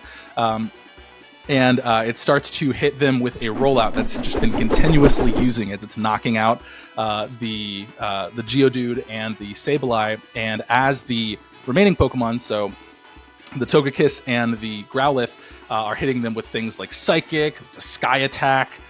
You're seeing other moves. Diesel's hitting them with a Fire Fang. And a reversal when they get hit by the Geodude, they just hit them right back with another type of move. But you guys are also hitting them at the exact same time. So as all this dust is being brought up from the Pokemon moving so quickly, the rollout happening, and all this gravel and stuff is being risen from the sky, the dust settles, and both the Pokemon are down, but you both are all just like, who is the first? Did we do it? Did we get it? And the purple Kecleon is going to go, those guys do it, pointing to you, and then the green Kecleon is going to go, well, no, they did it. And then the other Kecleon, they're just going to look back at each other and be like, well, this isn't going to work. How are we going to split up one prize between 2 different groups? And the Togekiss is going to say, oh, it's okay. We don't need the prize. You can give it to them. And they're going to say, Team Max, group back up and roll out. Well, not you, Buzz. You don't have to roll out. And then the Dunsparce is just going to go, okay. And they'll still stand next to the cart, but they're just kind of grouping up after the fight. But they don't need the prize. They're on their own mission. I have just made enemies for life, I think, actually. No, that was so nice of them to give us No, their they're eyes. so rude. They Fucking look down on us. assholes. They think our cool curve is inverted. What a But jerk. We just started out. It's nice of them to give us the prize. What assholes. Togekiss is going to float over to you guys and say, that was really good battling. You guys are new here, right? I think I saw you in the quest hall. Oh, but- Why do you yeah. immediately assume we're new? Well, because I saw you in the the quest hall. Kecleons also said that we're new. That too. Yeah, we did. Yeah, I mean, we are. I mean, that was like nothing really compared to what you all did. We're like kind of okay, I guess. I mean, this is our first. I mean, you all. Wow, that Sky Attack was really. Titania, the cool curve. Talk it up. Stop bringing it down. We are like a belt. Nice. That works. Cool. With That's nice. What's your curve. guys' team name?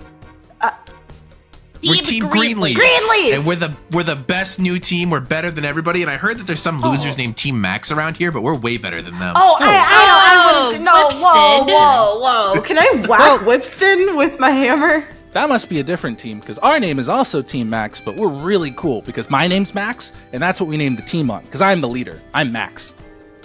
Hi, Max. I'm Quilburt. Nice to meet you. This is Buzz, and then you see the Dunsparce just kind of like, Oh, hi, Buzz. Hey. I'm Woody. hi. No, you you're said your name was Quilbert. Quilbert. Oh, Piece of shit. sorry. You're right. I don't know what happened there. Yes, I'm Quilbert. Yes. I'm on Team Max. Max said I could be on their team as long as they could be the leader. I don't mind. Decision making is too much work. And they just seem very lax and just they don't want to do work, but they're there to get the rewards and still put in effort if need be. They just want to make decisions. Whispton immediately reconsiders his entire stance towards Team Max because Buzz is the coolest person he's ever seen in his And then life. you see as Buzz is finishing their sentence, the Growlithe kind of like steps over and says, "I'm Diesel, and that was really good fighting. You guys look like you have a lot of cool powers and abilities and stuff like that. We should spar sometime. Do we have time, Max? Can we spar? No? Okay, all right. You're just doing so much talking. What? I'm not. Well, it's more yelling than talking, but that was good fighting. I know. I was here when it happened. Okay, well, you seem tough. If you guys want to be on our team too, you can. But if you have your own team, that's understandable too. Max, I'm gonna go run around. They start running in circles. They just have a lot of energy, and that fight did not expend all of their energy that they had. But you see Max will turn and say, "Okay, just stay close, Diesel. We didn't take the same mission as you guys because we saw that, again, with you being new, but we're just doing some berry collecting. But it was nice to have some friendly competition with you all." Yeah, you too. Our captain is cooler than your guys' team leader. Okay. Well, that's good too. Moss is really strong, so that's understandable too. But we don't necessarily have a captain. I'm just the leader of this team. Normally, you kind of edge away from having a captain once you kind of We don't have set a up captain. your own. I know what you're talking about. He's not here. You don't see him. Wait. Whispton, do you want to be our leader? I feel like No, you're why kind would of I want no. that? I'm the ace. No. The ace is never the leader. What? The ace is never the I leader. feel like- Also, I feel like the Poke you- Society, you're not able to designate a leader until you've completed your first mission, at minimum. Exactly. So there's not even the guarantee that could happen. Though I'm sure you'd be a great leader. Do you think we're gonna fail? What? Do you No. think we're not gonna finish We're our not mission? gonna fail. Where's your Also, optimism? Quilburt is definitely the leader, and I'm like the Lancer ace that comes in and is slightly cooler, and everybody thinks is really awesome. But I want to check on the Clefairy. Yeah, you see the Clefairy Oh, yeah. is over with the two Kecleon brothers, and they're both basically kind of inspecting them and looking at the bag that they're carrying and saying, "Oh, what items do you have in here? Are you willing to trade? No, you want to trade no. items?" No, no. You can see the Clefairy is kind of, they actually put them on the desk so that they're looking at them with eye level from there, but the Clefairy is actually instead looking at the larger than them but smaller than the tent Kecleon head that the items get distributed from, and they're just kind of looking at it inquisitively, and they just kind of kick it, and then you see it start to rattle and it shoots out an item. I wasn't allowed to click it. I have never seen that work, the purple one says, and the green one says, "I have, but I didn't know it worked on that side. I only kicked it from this side." And then the purple one says, "You kicked it? Why did you kick it? You're not. The eyes are the whole point." You didn't hear that. What item did you get? And so you guys are gonna roll for another item. What'd you get? So cool, so trendy. And you'll actually roll twice because you get one for succeeding in the little battle too. I rolled a 2. I rolled a 3. Okay. So go ahead and roll a d10 for the first item. I rolled a 1. You see a blue ball fall out. You rolled a 1, so you get an all mock orb. So you see this blue ball fall out, and it's kind of just buzzing with this speedy type of energy, and it raises the movement speed of everyone on the team by 1 level for the battle you're in. So you can save that for a particular point. That's and gonna be so sick in a real battle, will- dude. That'll that'll be bump very all of good. us in turn order. Oh my goodness. Okay. Okay. And then second 2d6 grouping. 6. 5. Okay. All right. 11. It's pretty good. So roll me a d12. Arun. Arun? I'm gonna use my big D12. I'm gonna use a big chunky one. Waka! 12! Ooh. Okay, you get a defense scarf as a pink orb is going to fall out and open up, and you see this scarf of multicolored type of design fall out before you, and it boosts the user's defense by 1 level if they have that held as their item. Ooh. So you have that scarf. It is a garment available to equip. And the way that the held items work is that it's basically like your equipped type of item and not your item that you're using as your action for the round when it comes to combat and stuff like that later Got on. it. Okay. And the purple Kecleon's going to say, "Wow, those were good. Don't ever do that again." Saying it to the Clefairy. And the Clefairy's just going to go, and then just hop off the little table I would die and for walk this back over Clefairy. to you guys. I love him. And then the Togekiss is going to say, okay, well, good luck on the rest of your mission. We're going to go finish collecting our berries, and hope you make it back quick. I know the sun's setting pretty quickly, so we'll see you back at the hall. Goodbye. Wait, what happens after the sun sets? It gets dark. Okay. Yeah. Okay, bye. And you see the Dunsparce just kind of like moving, and it says, bye, guys. And then Diesel says, see you later, bye! Just, he's runs so not past cool. you as a red thing. Bye, Diesel.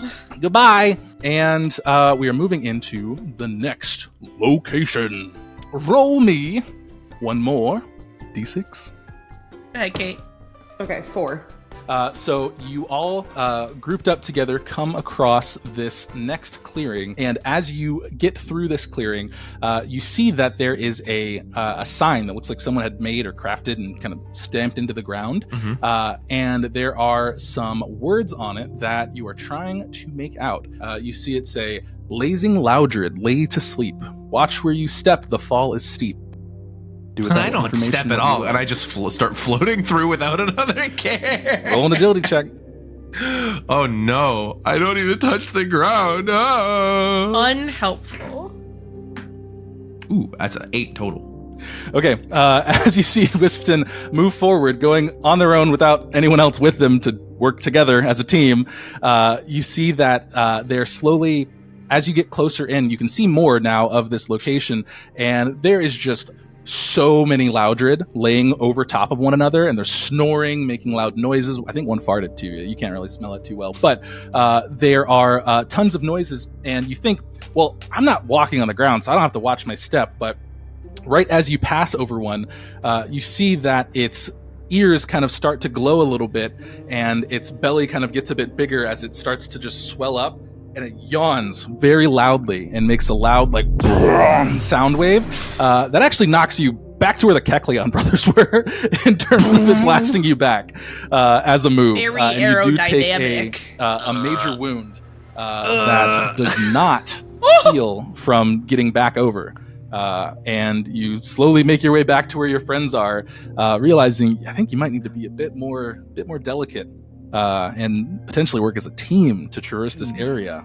Guys, you do see the Loudred. so hard the scope is in my eye hole. The Loudred that was yawning, from what you guys can see, because you just saw Whispton just disappear basically, and you're like, oh, he's dead. Talk about a fastball special. But the Loudred just yawns and says, oh, something tickled my nose.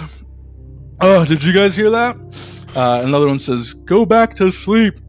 And it lays back down now on its stomach instead of its mouth being up in the air. So there's one step that you know not to go to, or now that you can go to because it's been used. But I think you guys are going to have to work a little bit harder to traverse this area. Or if you want to double back, you can try and take a different route. If you want to roll a different D6 and go a different way. We got this. Are we trying to make our way out right now? Mm-hmm. Yeah, you have what you need to go. So you're sure. trying to exfiltrate. It says, so step carefully. So our agility, so like trying to be kind of like agile would be our speed, right? Yeah. If My you can speed. work together to find a unique way or some type of process to potentially get you through this area without either waking them up or stepping in the wrong spot. Well, future leader Quilburt's pretty fast, so I think we should give it a go with him before we leave yet. You just want to see me get knocked back to the No, correct that's only to the like Kecleon. 15% of why I said what I said. You're bringing the cool curve up.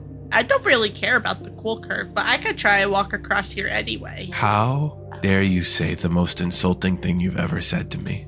Well, guys. There I you- thought the most insulting thing I ever said was calling you Whispton, That's even worse. though that's your name. This is worse than that. You hear a voice come from your minds as President Sage checks in and says, hello all, I'm just checking in. God?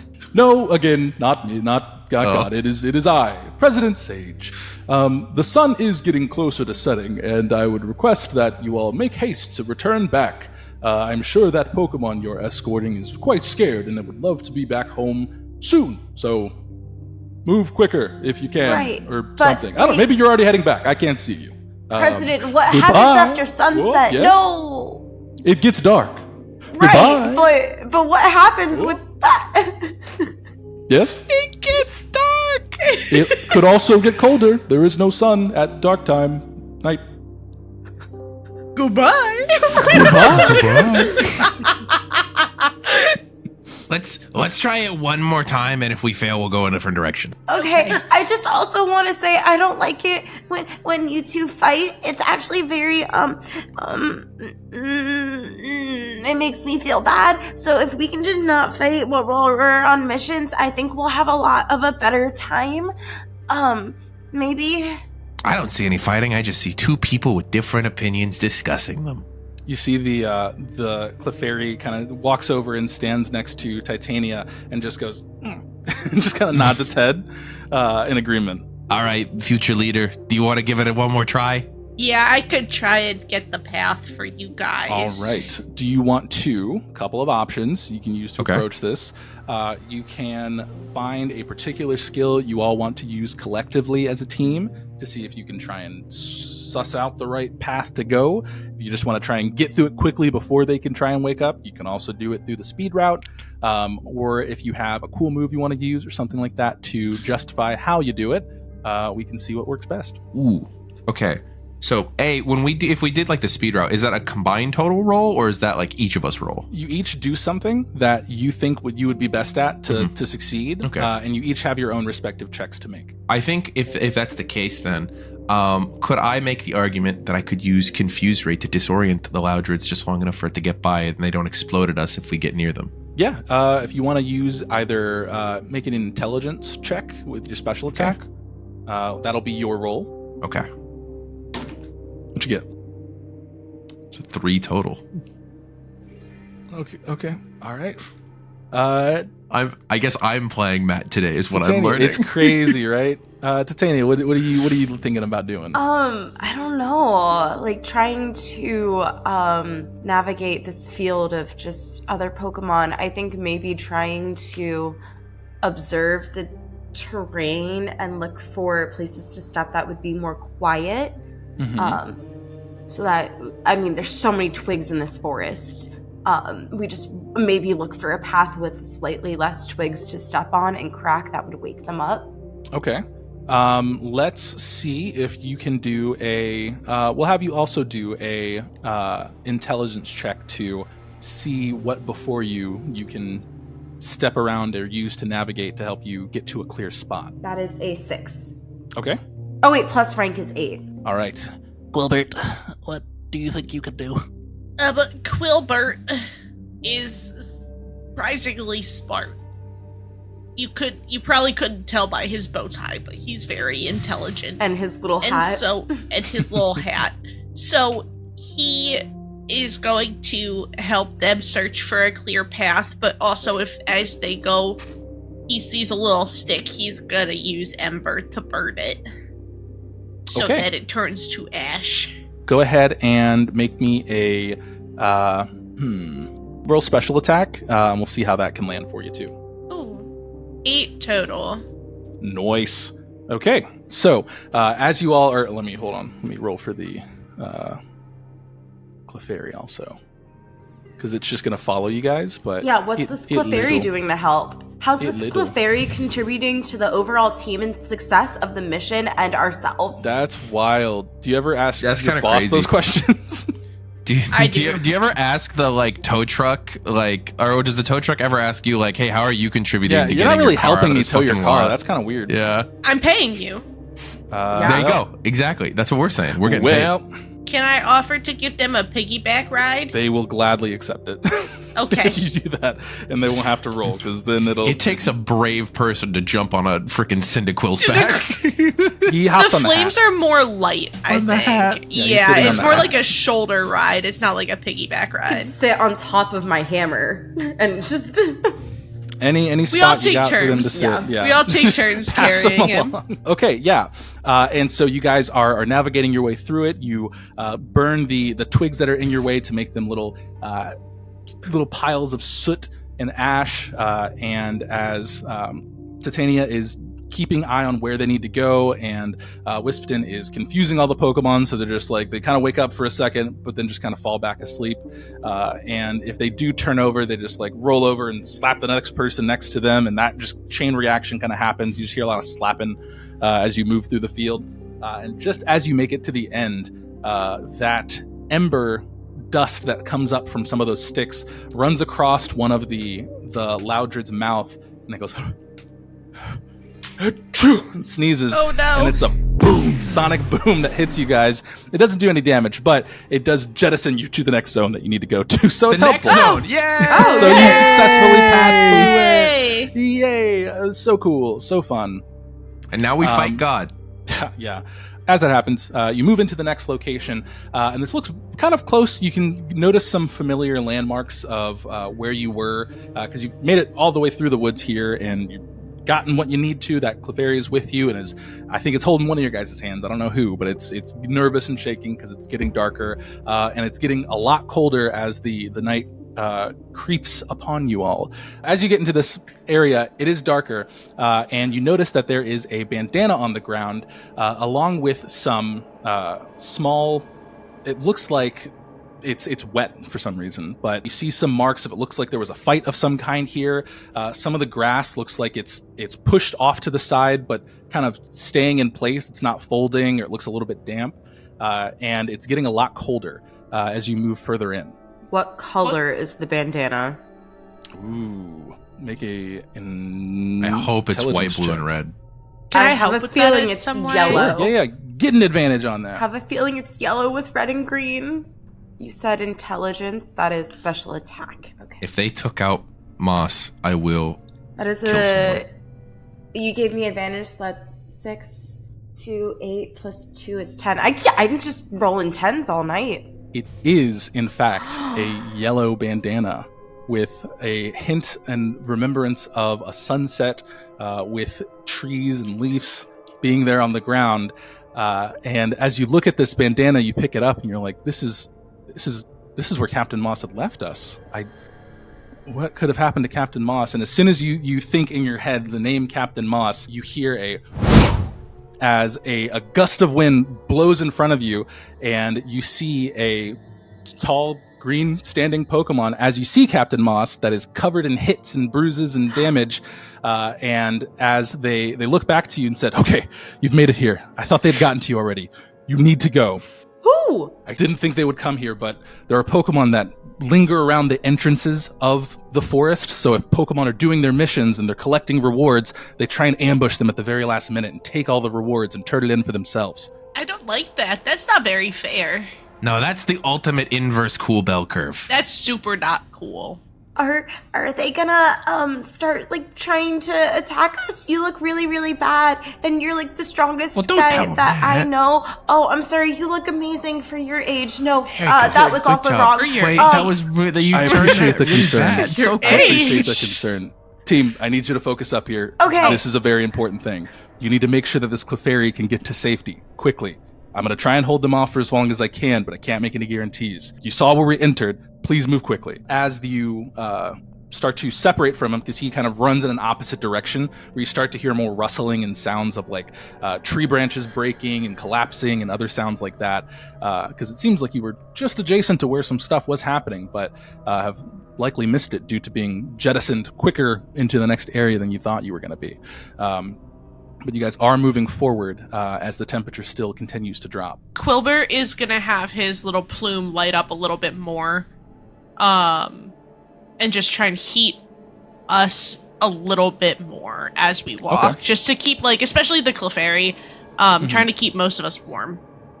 Okay. As you kind of ignite the flames on your back, you start to hear, as you are walking further in, there is less of that howling sound that is coming from the forest that you have. Basically, it's that thing of, you've heard a white noise for long enough, when it stops, you notice that it stops, Yeah. because you don't hear that howling noise anymore. It seems like whatever Pokemon had been just consistently making those noises are no longer around. It looks like they've scattered or have abandoned this type of location. But it's instead replaced with the slight sound of like something evaporating quickly as it's not jazz music, but as you see, the Schnubble comes back with a top hat and cane, walking around these parts, eh?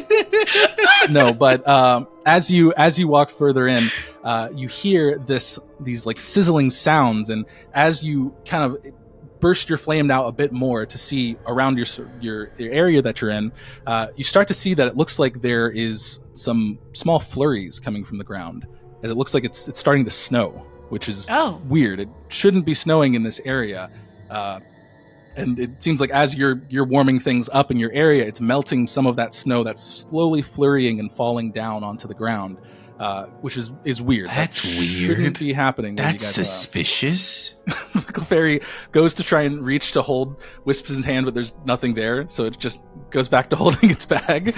I don't even notice it because I don't have that. That's how that goes. But it basically just kind of moves closer into the middle, packed around you all at the moment. I mean, does it seem like there's a Pokemon here affecting this snow? That is a good question. Oh my god, make we education roll. woke up some slumbering ice Pokemon and now it's going crazy. 5. That's pretty good. So as you think to yourself, is there a Pokemon that's doing this, or what could be the cause for this snow to apparently happen out of nowhere? And as that thought kind of leaves your mind, you see further down in the distance in front of you, there is a Glaceon that is standing practically in the path of where you need to leave. For the next area that you need to go to, you just see a Glaceon that's just kind of sitting there quietly. And there's just faint snow that's slowly falling around it. I would like for us to basically hit use on all of our items that we can use at this point in time. Can we go ahead and do a quick save? Yeah, can we do a quick Just save? real quick. Yeah, sure. You just entered this area. You saw the little Kate has quick already save started symbol. the Baldur's Gate timer, so we're going to be stuck in a timed event the whole That's time. fair. I really just want us to use the evasion orb and the Almach orb, because they can stack, right, Matt? So the evasion orb is for one person. The Almach orb is for the team. Everybody. Yeah. So Okay. the evasion gives an advantage for one person on their defensive rolls for the battle. The Almach raises everyone's movement speed up by 1 level for the battle. Where's the lowest defense? Mine. I have a D6. Yeah, so D6. Is it normal I'm defense also- or special? Normal. D6. Oh, so we've all got a D6, so we're so yeah. even. Also, did we ever decide who was wearing the defense scarf as No. well? Because I'm wearing the no aim scope, so I shouldn't be wearing the defense scarf because you can't wear two things. Okay. I think So whoever whoe- uses the defense scarf, the other person uses the orb. I agree. Okay. The orb. Kate, do you have preference? The orb does evasion. How is evasion different from defense? Sorry. So evasion is a D4 advantage on your defense rolls. So like Yeah, special whereas- defense and regular defense, you get a D4 when something's aggressive. Does the defense scarf then just like raise the die size of that stat, or what? How does that work? So the defense scarf will raise it a die stat. Okay. So does anyone have preference as to what they get between the two of you, between the orb and the scarf? Tori, you like Also say, rolling dice, so do you want the the Clefairy is advantage? present. And I'll. Yeah, Yeah. that's fine. You'll there take you the go. advantage, and I'll raise. So my defense So I'll went take up, the orb. goes up from a D6 to a D8. Yep. Okay. And then I That have a sounds right. D6 plus a D4 every time I roll Yeah. defense. Okay. Correct. Okay. Cool. Remember. Cool. So we Yeah, we got used- it. We got it. I'm just making sure we use everything. So evasion orb, yep. Petraberry, we not applicable. Grimy food, not applicable. No scope I lenses got this- on. Trash food. Hold on to that. We're gonna Yeah. need that. We're gonna need that. Hold on to that. Okay. I've got the Almach orb. I will go ahead and pop that shit so that all of our Yeah. movement speed will raise by 1. So that's gonna Yo, pop I us got all a of our. D10. I also am going up to a D10. I'm up Tori, do we to have a the same D8. stats? We might. Okay, but yes, the Glaceon is sitting before you. Hi. Hello. Are you one of those scummy poop heads who's gonna try and take the end of our reward? If you hurt Moss, please don't hurt us. We're just newbies, and No, we'll hurt you back. do you want my grimy food? It smells kind of bad, but you can have it if you'll let us go. the Glaceon is going to, still sitting, not really moving or anything like that, is going to look at the Clefairy and say, I see you've collected the Pokemon for the mission. It would be wise to turn them over to us. Nah, y'all are a bunch of poop farts. I think he wants to stay with us. Yeah, that's what Leader Quilburt said. So I see you've already designated a new leader, knowing that your previous one is indisposed. And as it says that, you're going to see a shadow from the ground below the Glaceon kind of slowly move out and get larger. And rising from the shadow, you see that there is a black and red Greninja that raises from the ground. That is standing next to it. There is a frozen statue of Captain Moss that it comes out from the shadow and sits next to it. Oh, that's gonna be a hard no. That's gonna be a solid 9. Captain Moss is frozen, kind of in the middle of a fighting position or pose, and the Greninja is going to walk up next to the... What? Did you say a red and black Greninja? Yes. You piece of shit. All right, keep going. Sorry. Why? You put Ash Greninja in this game? Mm-mm. Anyway, okay. It's not Ash Greninja. It's just shiny. It's just shiny. Okay. Because I get to put shiny Pokemon where I want. That's valid. But you see the Greninja is going to lean onto the frozen statue now of Captain Moss and say, "We don't waste our talent on simple rescue missions. It's beneath Mist and I.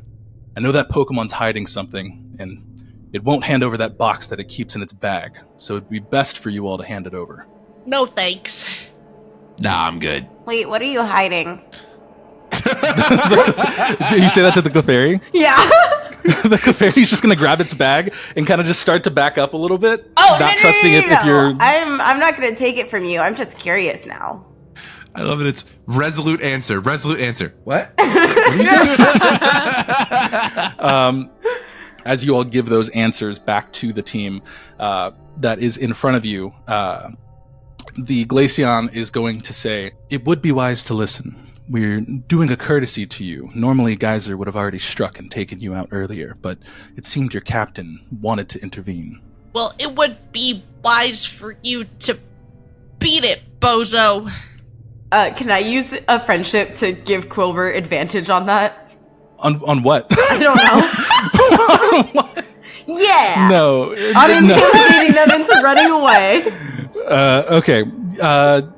Quilburt, go ahead and roll a strength roll for me and tell me if you can beat a 30. With your advantage. With advantage. With my advantage. With your advantage. I have to explode 5 times. I You can do believe you. it. Okay, so the Glaceon is going to basically not be fazed by that sentence at all, and then just say, "I can't promise that you won't get hurt, but I'll do my best to end this quickly."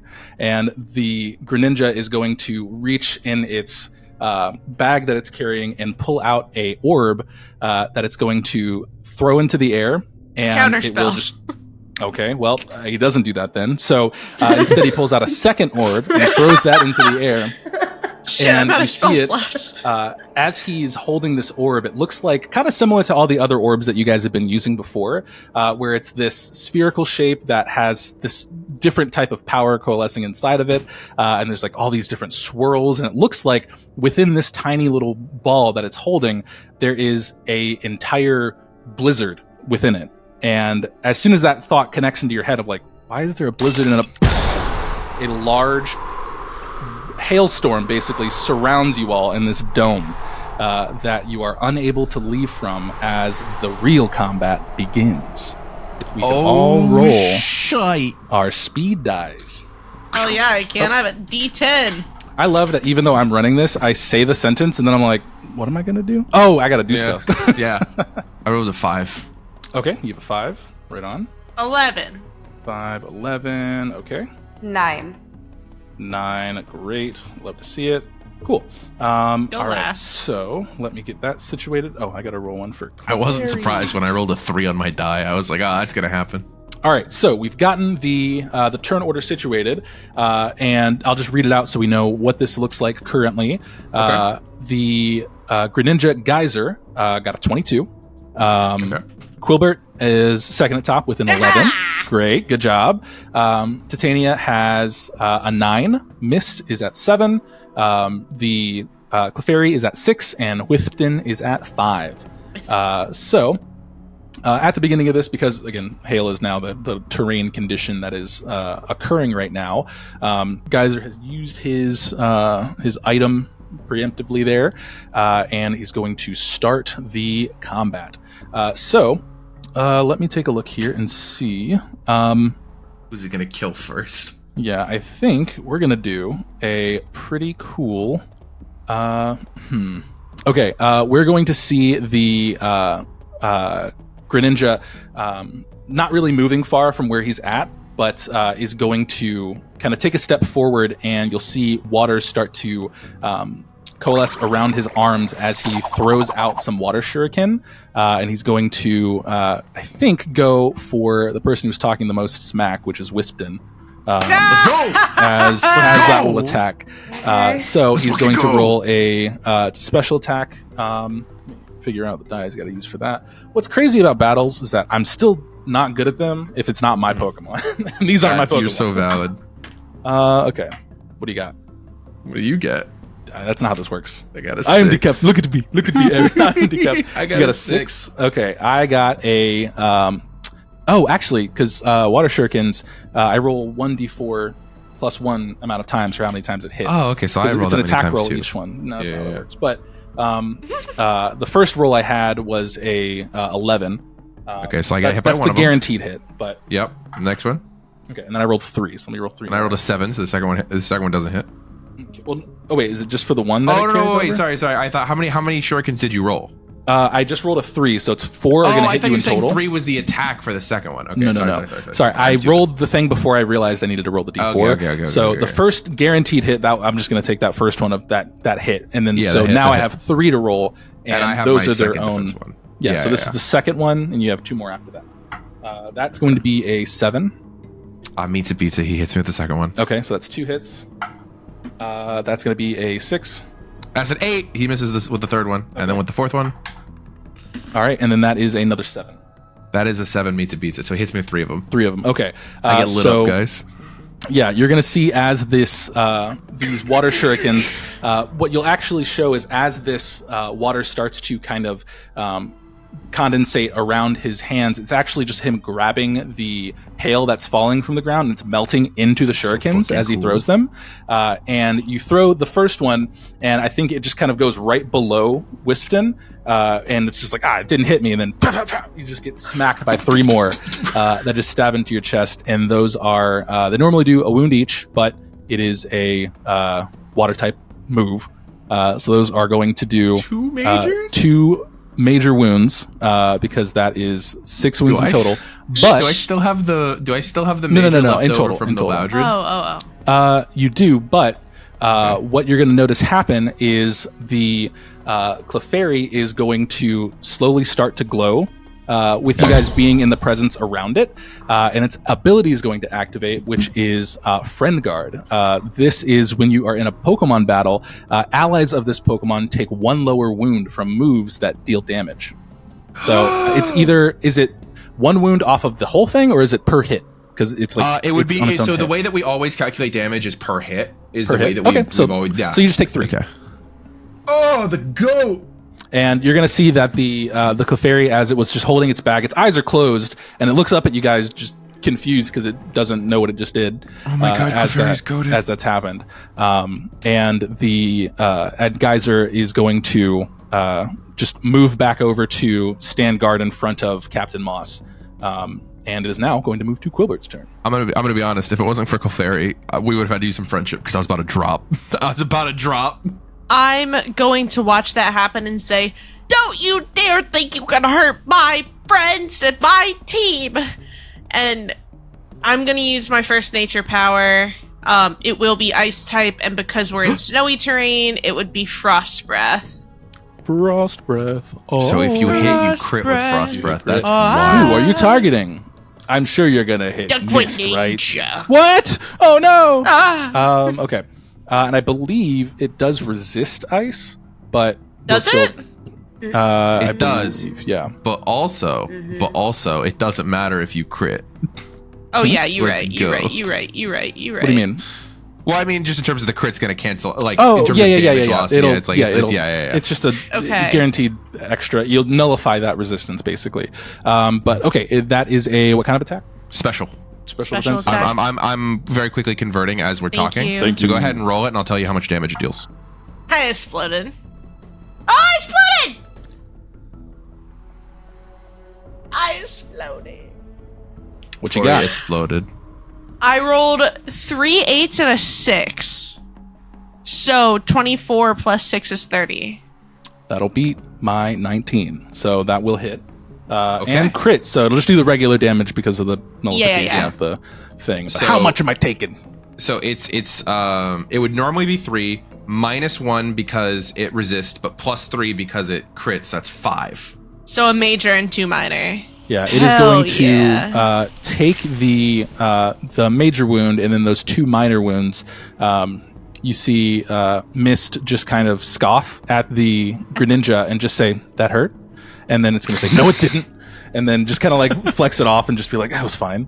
At the ice-breathing fire type. as And it then now- Fantastic. you said I could look around for something on the ground, right? To equip myself yeah, for you next can use round? an action turn. Mhm. Okay. So if you want to do that, you can roll a search. Let me see. That's going to be a I'd love to do intelligence. So roll your special attack. 5 plus 2 is 7. 7. Okay, yeah. Go ahead and roll 2d6. 10. 10. Okay. Roll a d8 for me. Yo, these D8s love me, Matt. That's crazy. 5. That's real crazy. 5. Okay. You got 1. Boop. You have another silver spike. Ah, okay. Yes. Another silver spike. And is that everything you would like to do for your turn? Yeah, that's it. Titania, it is now your turn. You have seen Quilburt do a really cool ice attack, and it was very spooky and scary. Yeah. Crazy. I'm gonna look at Oberon, my hammer, and I want to really hit things, but I'm gonna try to use my brain a little bit and call forth my fairy wind towards this gray ninja, because this gray ninja is super sneaky and scary. Okay. All right. It is my special defense versus your special attack. What did you get? I got a 3. Okay. I got it. Did you add your badges? Did you add your rank? Badges. Did you add your rank? I got a 1 plus 2. Okay. Okay. All right. Well, eight's definitely going to beat that. So as you shoot that fairy wind, you're going to see that the wind from this hailstorm is just blowing too viciously and is basically kind of disrupting the path that fairy wind is trying to make to get to the Greninja, and it is unsuccessful as that attempt is made. All right, so now it is moving into Mist's turn, and you're going to see that the Glaceon is going to now stand up from its sitting position and yell out through the hailstorm, "This is your last chance. There's nothing wrong with giving up and running away." And it's going to use the move Barrier that throws up a sturdy wall that sharply raises its defense. What you're going to see happen is as the hail is kind of swirling around, you start to see the Glaceon in one location, and then you see it pop up in another location kind of across the way of this like domed arena that you're in, and then you start seeing more, and you slowly start to be surrounded. Mirrors of the Glaceon just all standing there, and you can't really get a bead on which one is the Glaceon, respectively. You can still try and hit it. This is just for flavor, but the Glaceon is now surrounding you on all fronts, even up in the sky. You see all these different mirrors that are now surrounding you in this domed arena that are all these glass shards of mirror. That's fucking spooky. And that is its turn. And now it is going to be the Clefairy's turn. Let's see if the Clefairy can use any moves this turn. It does! Okay. So you're going to see the Clefairy is going to kind of get really nervous, and it's going to close its eyes again and start to glow, not really knowing what it's doing, but it's going to use the ability Spotlight on the Greninja, and you're going to see as it tries to use this through the the ripping and tearing of all of the ice shards that are kind of blasting around you guys, a beam of light, you don't know really where it's coming from, shine off of one of those mirrors and highlight Greninja directly as it tries to make this land. It's going to roll its special attack to see if this will land, if the spotlight can stay, or if the Greninja is too quick and moves away from it. It's not going to do it. Just statistically, not going to work. But it sure did try its hardest. But it would have been cool if that did work, because that means all attacks get targeted to the Greninja for that. That's round. pretty sick. But that's pretty sick. He tried his best. Okay, and now it is Whispton's turn. Do I think that looking at Captain Moss, do I think that we need specifically something like fiery to stop him from being frozen, or would like a certain amount of like hitting it break the ice? It could be either of those. Do you want to make a education check or an intelligence check? Yeah, let's do it. That is a 9. I'm rolling fire A 9. now. Hot My dog, curse is hot gone. dog. Only hot good rolls from now on. Diggity Diggity dog. dog. What you notice is that it looks like with Captain Moss, as the hailstorm is still kind of going around and those shards are like slashing everyone and they're being buffeted as this wind is kind of whipping around the arena that you're in, you can slowly start to see that Moss is still alive and well, just frozen at this point, and is trying to break free of it. So it looks like he could potentially break out on his own, but if he was assisted in some type of way, that might make that process a little bit easier. Okay. Then Whispton is going to see the captain, and he knows that the coolest people are the people who help their teammates. So what he's gonna take do, a friendship. what he's gonna do. Hey, I did it! Wow, you're I learning. love that Torie was disapproving until I earned the friendship point, and then Torie was like, "All right, it was worth it." And what Whispton is gonna do is, you know how like there's like all the like snow swirling around, and all the little like snowflakes and like random bits of hail and everything. That leaves like a really interesting sort of shadow pattern on the ground where he just hops between all the little snowflake shadows on the ground, moving incorporeally over, and he's going to attempt to pop up right behind the captain, and his little spike, he's not actually using spike, this flavor, and his little spike is going to come out from his ghost form and just go as he's going to try and shadow sneak into the ice to try and help him out. Okay. It's cool. Proposition, because you can do this. Do you want to combine the use of Shadow Sneak for attacking the opponent and then use your pick as your item interaction for the round? Oh. And you can use that, potentially get it back, and then still be aggressive towards the enemy. Because This is not a bad idea. I would do that. So should I also be rolling for the pick as well? Yeah. So for the pick, that's going to be treated like it is a physical attack, right? Physical attack, correct. That's what I was saying. D6. Yeah, sure. Okay, so for the Shadow Snack, that D6 didn't land in the dice tray, which sucks. Oh, there we go. Okay, so you're doing Shadow Sneak first, and then Shadow Sneak first. Okay, so you're attacking the Greninja with a Shadow Sneak.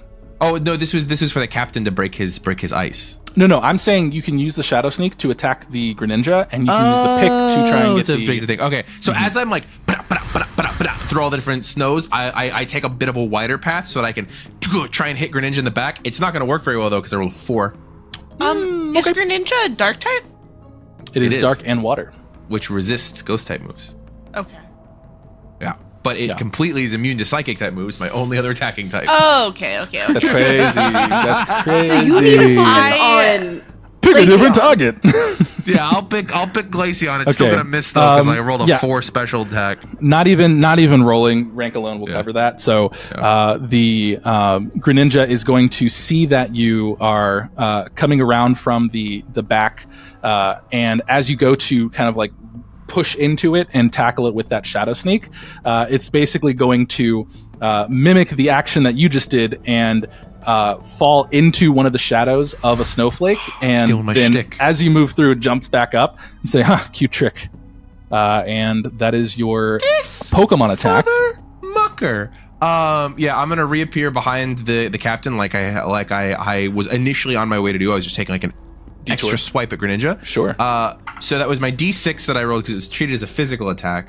I exploded on the 6, so that's a 5 plus 6 is 11 plus 2 is 13. As I take my little spike and I go Okay. into the thing. I'm treating this as you are just trying to hit Captain Moss with a physical attack. So I'm rolling Moss's defense. It's not going to physically hurt Captain Moss, but it's just to see if you hit or not.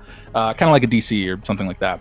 That's fine. And I got a 7, so it does hit. And you start to see that the ice is chipping away. So is there a certain amount of wound damage that we need to deal to get the ice to break? How off? much? Let's see. We from the spike thorn that you had, it did should deal 1 major, but I also have my scope, so it deals 4 wounds instead of 3. Okay, that would actually be enough. So it's gonna have it be 3 minor wounds, but that Nice. works. So, go ahead and roll a D4, Nice. and on a 1, you get to recover your spike. As I hit Captain Moss and you hear the crack of the ice, you see my spike go and go flying off in the distance, and I shed a single tear, but it was worth it.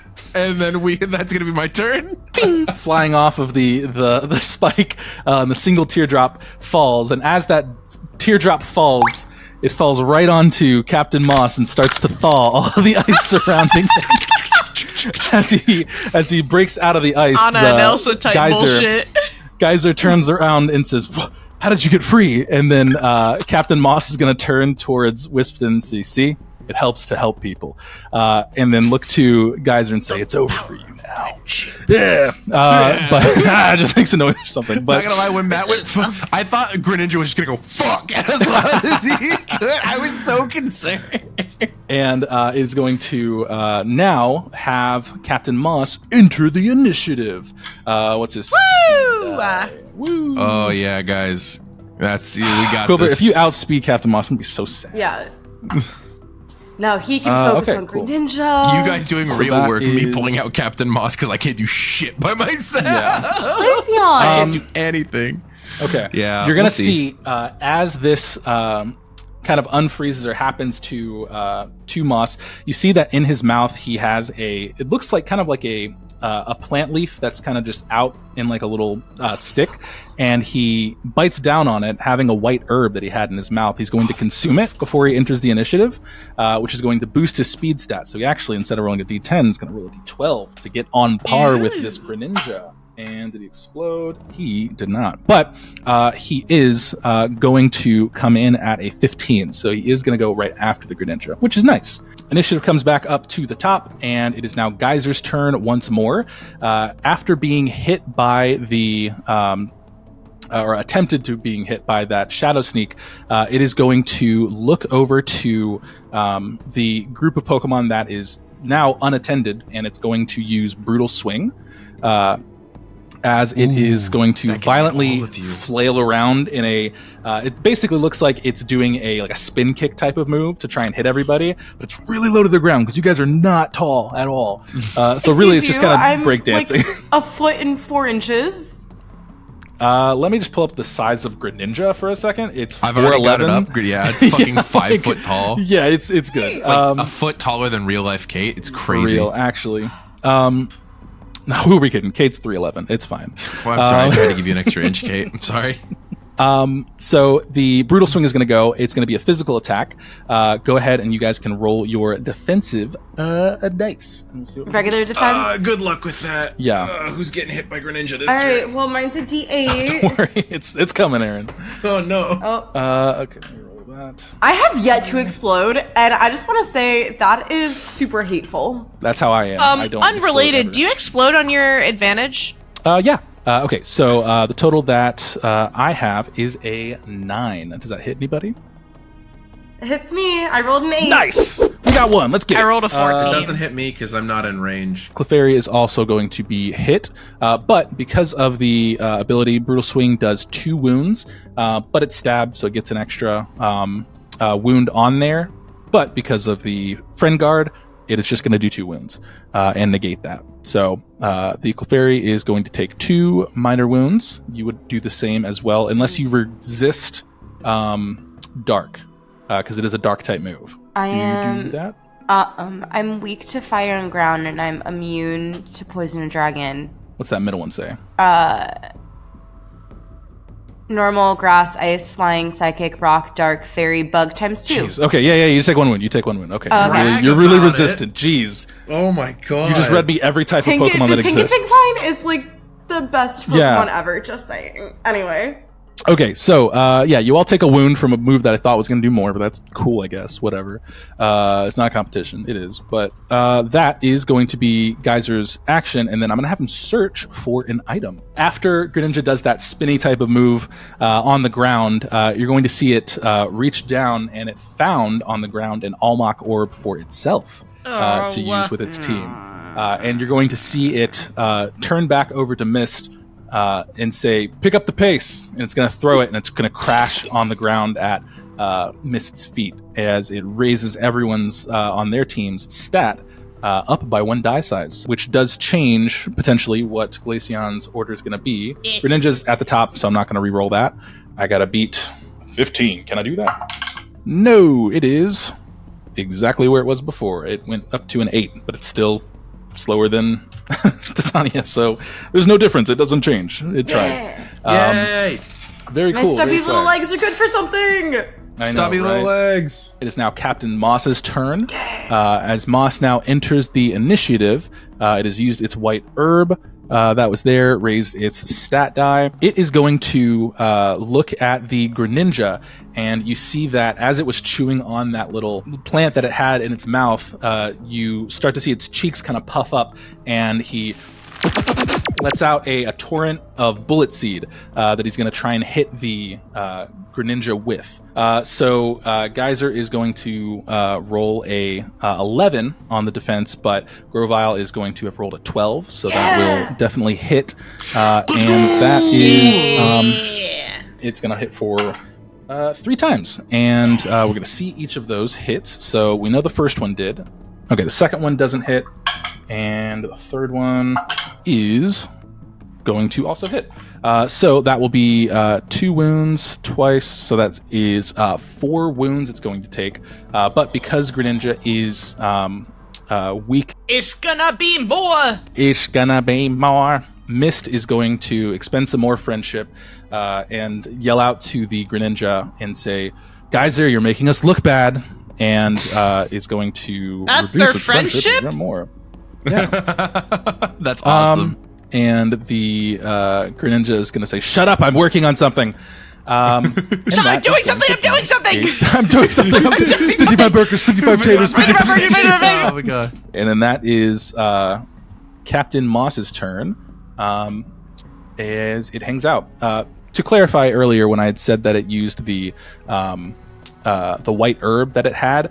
The reason it consumed the white herb was so that it was no longer carrying something, and the ability of Captain Moss is Unburden, so it boosts the Pokemon's speed if it's the item that it's holding is used on there, so or is lost. Man's is emotionally unburdened, and I appreciate that. Exactly, and he wants to protect his friends. What a Chad. Yeah. Okay, so now it is going to move down the order of people, and it now goes to Quilburt.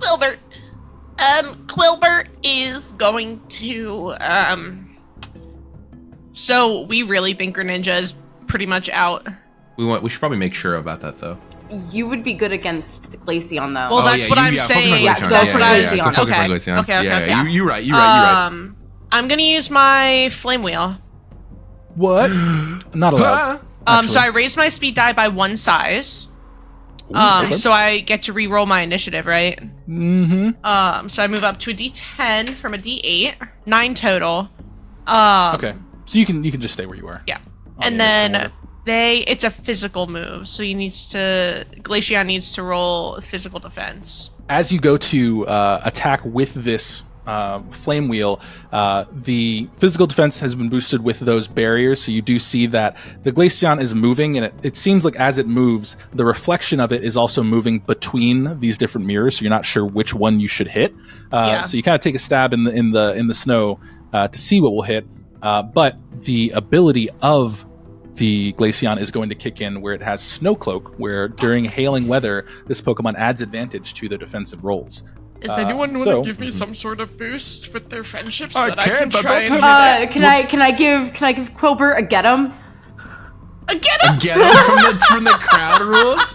That's fucking funny. It's weird. You lose a friendship, actually. Can we spend our friendship like crowd shoes? That would be so broken. Oh my god. That'd be so good. Give me a better reason that's not as funny.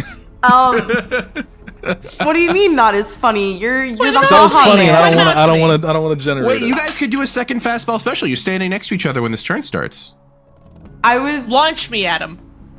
Pinpoint him throw and me, launch throw me, at Bob, him. throw me. Bob, throw me! So rather than doing an item interaction on my turn, could I use Quilburt as an item interaction? Okay, Torie, just take. What did you get? Okay. We'll circle back to it. I don't think I'm gonna get it, guys. You got this. Take Get the him. advantage. Take your advantage. Take my advantage? Take your little fastball special advantage. You Whatever. guilted him. Oh, This is a that win might have for done all it. of us. Okay, so it was a 10, and then I rolled an additional. What's 4 plus 3? 7. So 17 to hit. Woo! That'll beat the 13 I rolled.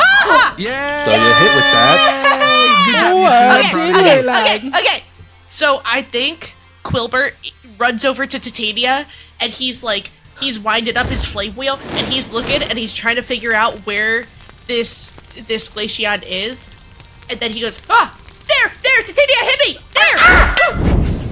And then Stop me. as he's like skating across the snow, he's melting all of the snow under him to make a really slick surface, and he's literally sliding across the battlefield. And then like Ice Skater stops and throws the flame wheel out with his hands. Yes. Nice. That's pretty cool. He says, "Gotcha." Yeah, the Glaceon is Pussing going ya. to take the hit and kind of fall out of one of the mirrors that had broke, and it kind of like just like curses to itself, and the Greninja is going to go, "You're making us look bad," as it uses a friendship to try and recover some of the damage that was done. So Can I it use my definitely own hit. friendship to berate? Oh, wait. No, that works. Torie said and- friendship points. I can use them to do whatever I want. Whatever I want. hit Matt's with my attack, policy give me when friendship. you're the professor is if you make a good enough argument, and I feel like I Or if could you make a guilt good him enough enough. argument. It is now going to move, unless you have an item ability you want to use. You want to search for an item to use. Oh, I'm gonna use the spike that I'm holding, Okay. Physical attack against Whomst. the Glaceon, and try and take him down. Do it! Physical attack. Do it! Ooh, that might not do it. We got That's a 6. 13. You see, as you try to throw the spike at the Glaceon, it looks like it jumps into one of those reflective mirrors, and your spike just hits another mirror, and it kind of cracks and then reforms back into another Glaceon mirror that's still spinning around this dome-like structure. Something I did not keep track of that we will start with now is the end of the turn had passed in that last round, and it is hailing. So everyone is going to take Ouch. the damage. Friendship can't like help recover that, right? Nah, it's going to be on moves that'll Okay. happen. This is more of an arena type of ability Okay. that this effect befalls. Okay, cool. Titania, go for it. I'm gonna go ahead and try and this green ninja is really making me angry, and after I just hit Quilburt across the thing, I'm gonna go and try go. and summon my fairy wind against this Greninja and try and take the Greninja out again. Special attack, fairy wind. I got another 7. I keep rolling 7s, no 8s. Always the 7, never the 8. Guys, quick math question. Is 6 higher than 7? No. But Okay. plus 2 is 9. 9. Follow-up question. Is 6 higher than 9? No, but they do have a special relationship. Oh, okay, cool. Gain a friendship, man. I'm kidding. No, I'm just kidding. Give me a friendship for a 69 joke? Are you kidding me? Okay, so that didn't will know it was hit. that easy. How much damage does that Okay, do? so it says it does 2 wounds Okay. plus stab. So it is weak to. Oh, is it it is weak to fairy. It's weak to fairy. which is So why we I'm have going weak for to the stab. fairy, stab, and then it does Okay, 2 wounds. So 2 wounds, and then how much is stab? So 4. 1 wound. 1, Stab is and 1. then Yep. 4. And then the week. Yeah, 4. 4. Okay. Guys, we can count to 4. That's crazy. We're like kindergartners. Okay. You are going to see that the Glaceon is going to use a little bit more friendship to get the wound damage down to it just being 1 remaining. As it did hit and it did hurt very badly. Yeah. But the Greninja is just going to look at you and just say, stop hitting me. No! This hurts. And you successfully hit it. Would you like to try and search for an item for your turn? I will be good, and I used Quilburt as my item. Okay. All right. That's Since fair. I argued for that, I will stick Take with a that. friendship. Objectifying Quilburt. Take a friendship for objectifying. God damn it. Yeah! Real okay. friends objectify their friends. For I real, mean, that's for real. what you Hell yeah, brother! We're going to go ahead and move over to Mist's turn. And Mist is going to, from that kind of like mirrored area that it keeps kind of jumping in and out of, is going to look over to the Greninja and say, pick yourself up. And it's going to throw over to it a citrus berry that is going to restore 2 major wounds to this Pokemon. Can I try and intercept that? Yeah, roll me a speed agility check. Oh, I'm so good at that, guys. I love that vocally in my brain, I'm so ingrained to telling people no that every time Matt says yes, I'm subconsciously saying no at the exact same time. I got a 5. You got a 5? That's crazy. So as the berry is captured by the by Geyser, he's going to quickly eat it and restore those 2 points of damage. Mist is going to then look to Greninja and say, you need to end this. And it is going to prepare for the next round to use Helping Hand when the round begins, because it's a priority move, but it's got nothing else it wants to do at the moment. But it will look really menacing from its windows. Okay, it is Clefairy's turn. Let's see what Clefairy can do. Come on, Clefairy!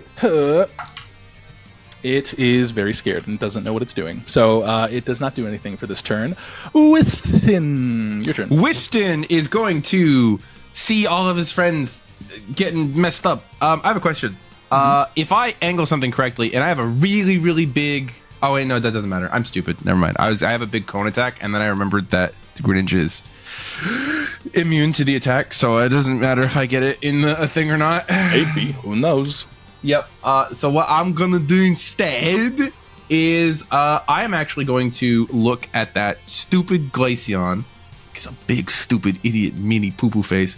And there's gonna be a little, like, sinister, little swirling ray of gray-black energy that across from my forehead. As I'm gonna attempt to use Confuse Ray on that motherfucker. Hey, yeah. Yeah. Special defense? That's gonna be HP, my friend. Oh, that's good. Super high. Did you explode? No. No. That's crazy. What'd you get? It's, 8. 6 plus 2 is 8. That is going to be a 9 on that You're Confuse Ray. Bitch. All right, You see that then I'll as look for it something. hits off of that, the mirrored reflection that you see from the barrier, it bounces off those rays and it goes over towards the Clefairy. I'm kidding, but it does not work. It is unsuccessful. Okay, then I'll search for something as my item action. Go for it. 2d6. That's a 6. 1d6. Roll. 5. Oh, you have a Rost Berry. Oh, that'll help me not be burned. And restore a minor wound. And now I pass the turn. End of the round. Everyone takes a damage from the hail. Oh. So I just You hit don't my know. 3rd minor wound. That means I have a major now, right? One you major, remove no those and not a minor. major. Okay. Okay, so now at the start of the round, are there any priority moves that anyone else would like to use? Because I recall Yes. that that's a thing. What you got? I would like to use my Shadow Sneak because I also just remembered it was priority as you're saying Right, that. I know, it's a very forgettable thing. Okay, so I also have a priority move to use. Which means yours is still going to go first because you're higher in turn order than I am. So Mist is going to use Helping Hand, and you're going to just see all those reflections of the Glaceon is just going to be, as it's sitting down, just slowly clap its paws together sarcastically towards the And the that Greninja. helps? Yeah, of course, they're friends. They are really cool. Are they? Yeah. They're roommates. Okay.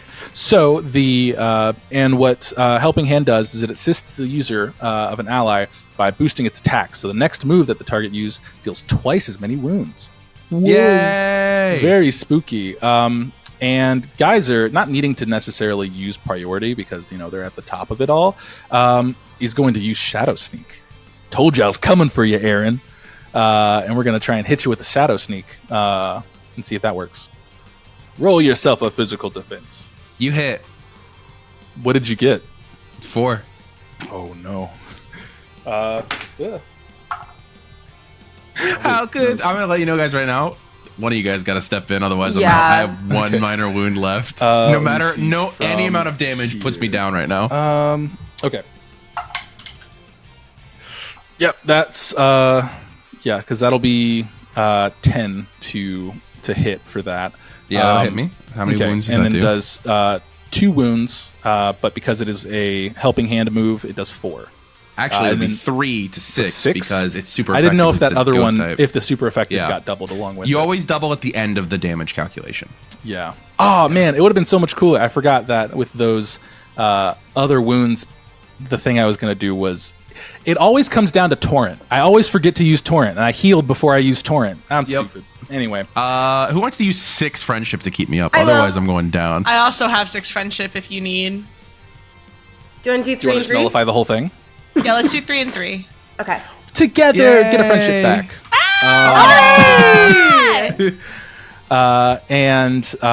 If this weren't a one-shot, Together. you wouldn't be getting getting this much friendship. friendship. You wouldn't be getting this much friendship. So yeah, as that Shadow Sneak goes and it hits Whispton, the Greninja is going to say, as you guys hold your hands together and your friendship magic reduces the damage, you'll just go, "That's cute."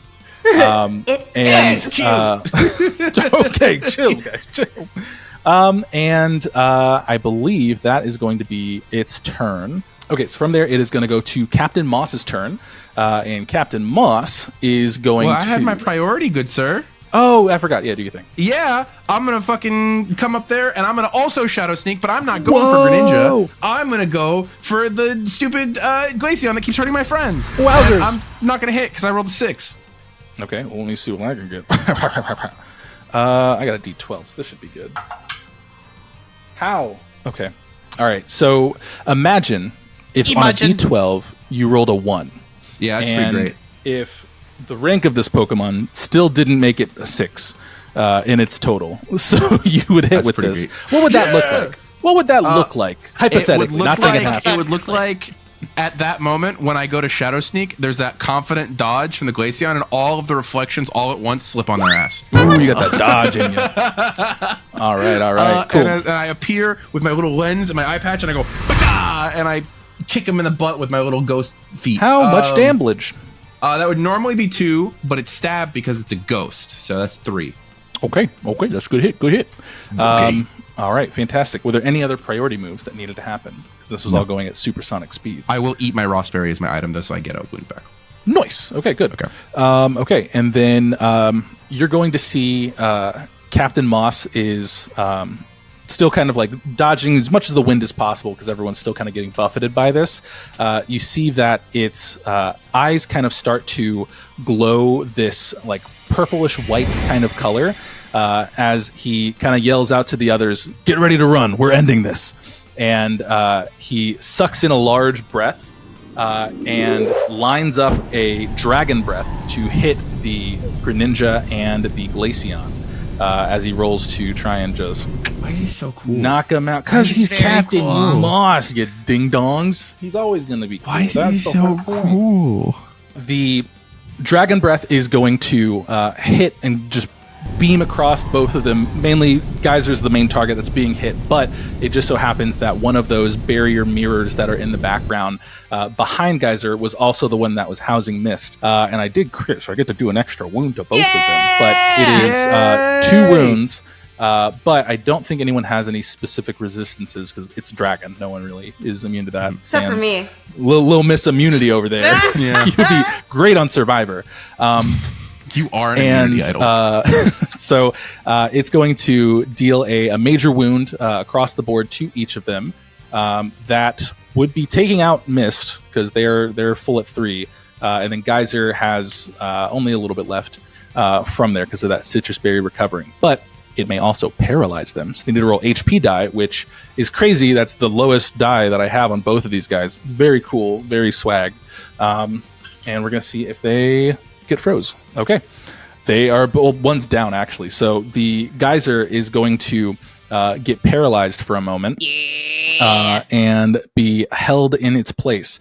You start to see that now that Mist has been taken out, that hailstorm is slowly starting to dissipate and kind of fall apart. All of those mirrors that were following around slowly start to not shatter, but just fall apart into like a flurry of snow that gets blown away into the wind.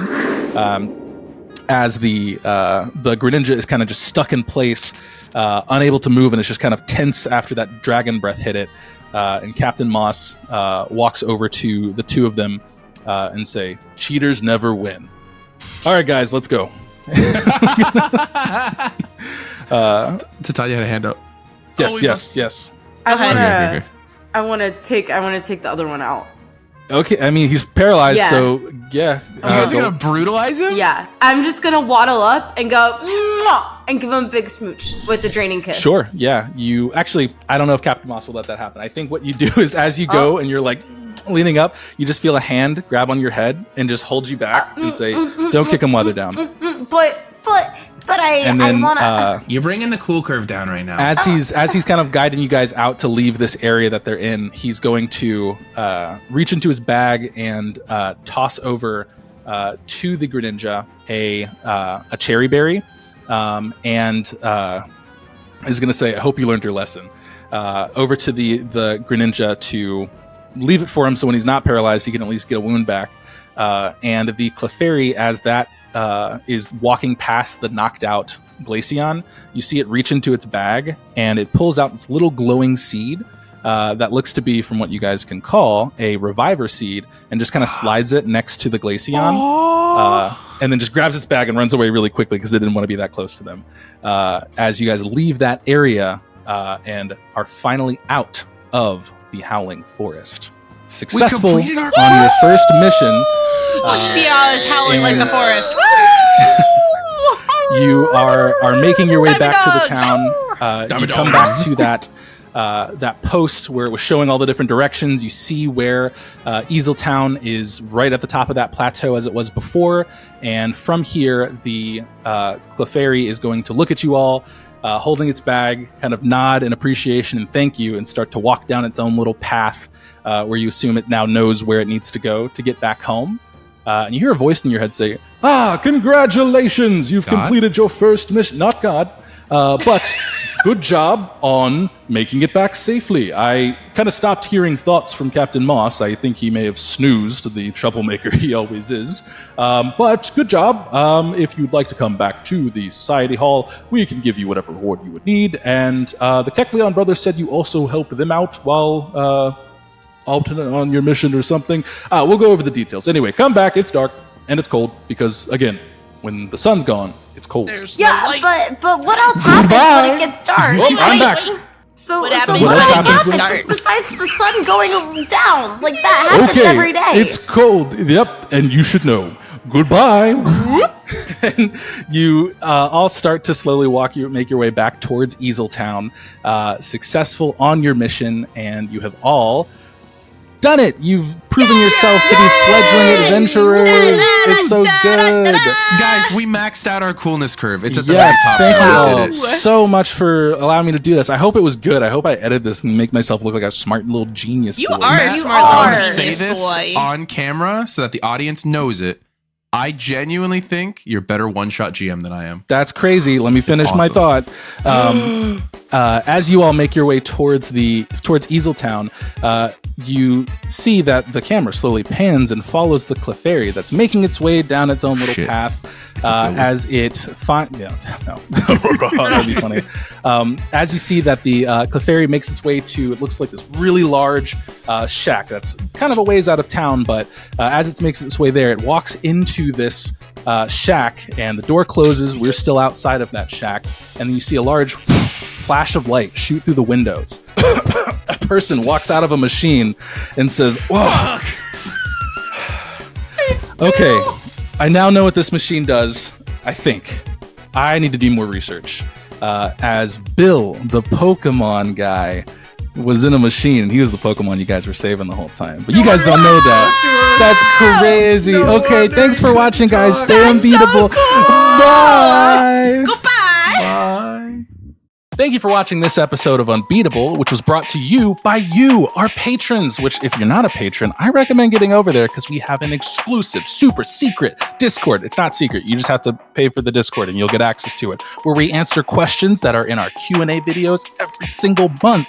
If you don't, I mean, that's cool too, I guess. Stay unbeatable. This episode of Unbeatable is brought to you by you. Thank you so much for supporting us over on our Patreon, and specifically thank you so much, Loxus, for supporting us at the champion tier. We could not do this episode without you.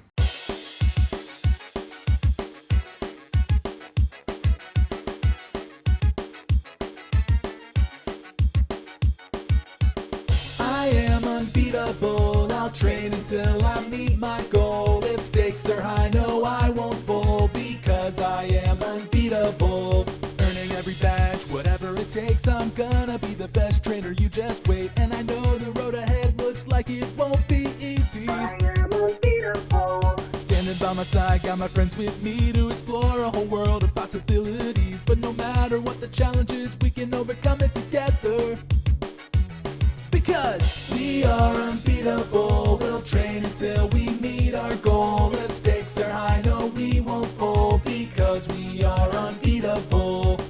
We are unbeatable, we'll train until we meet our goal. If stakes are high, no, we won't fold because we are unbeatable.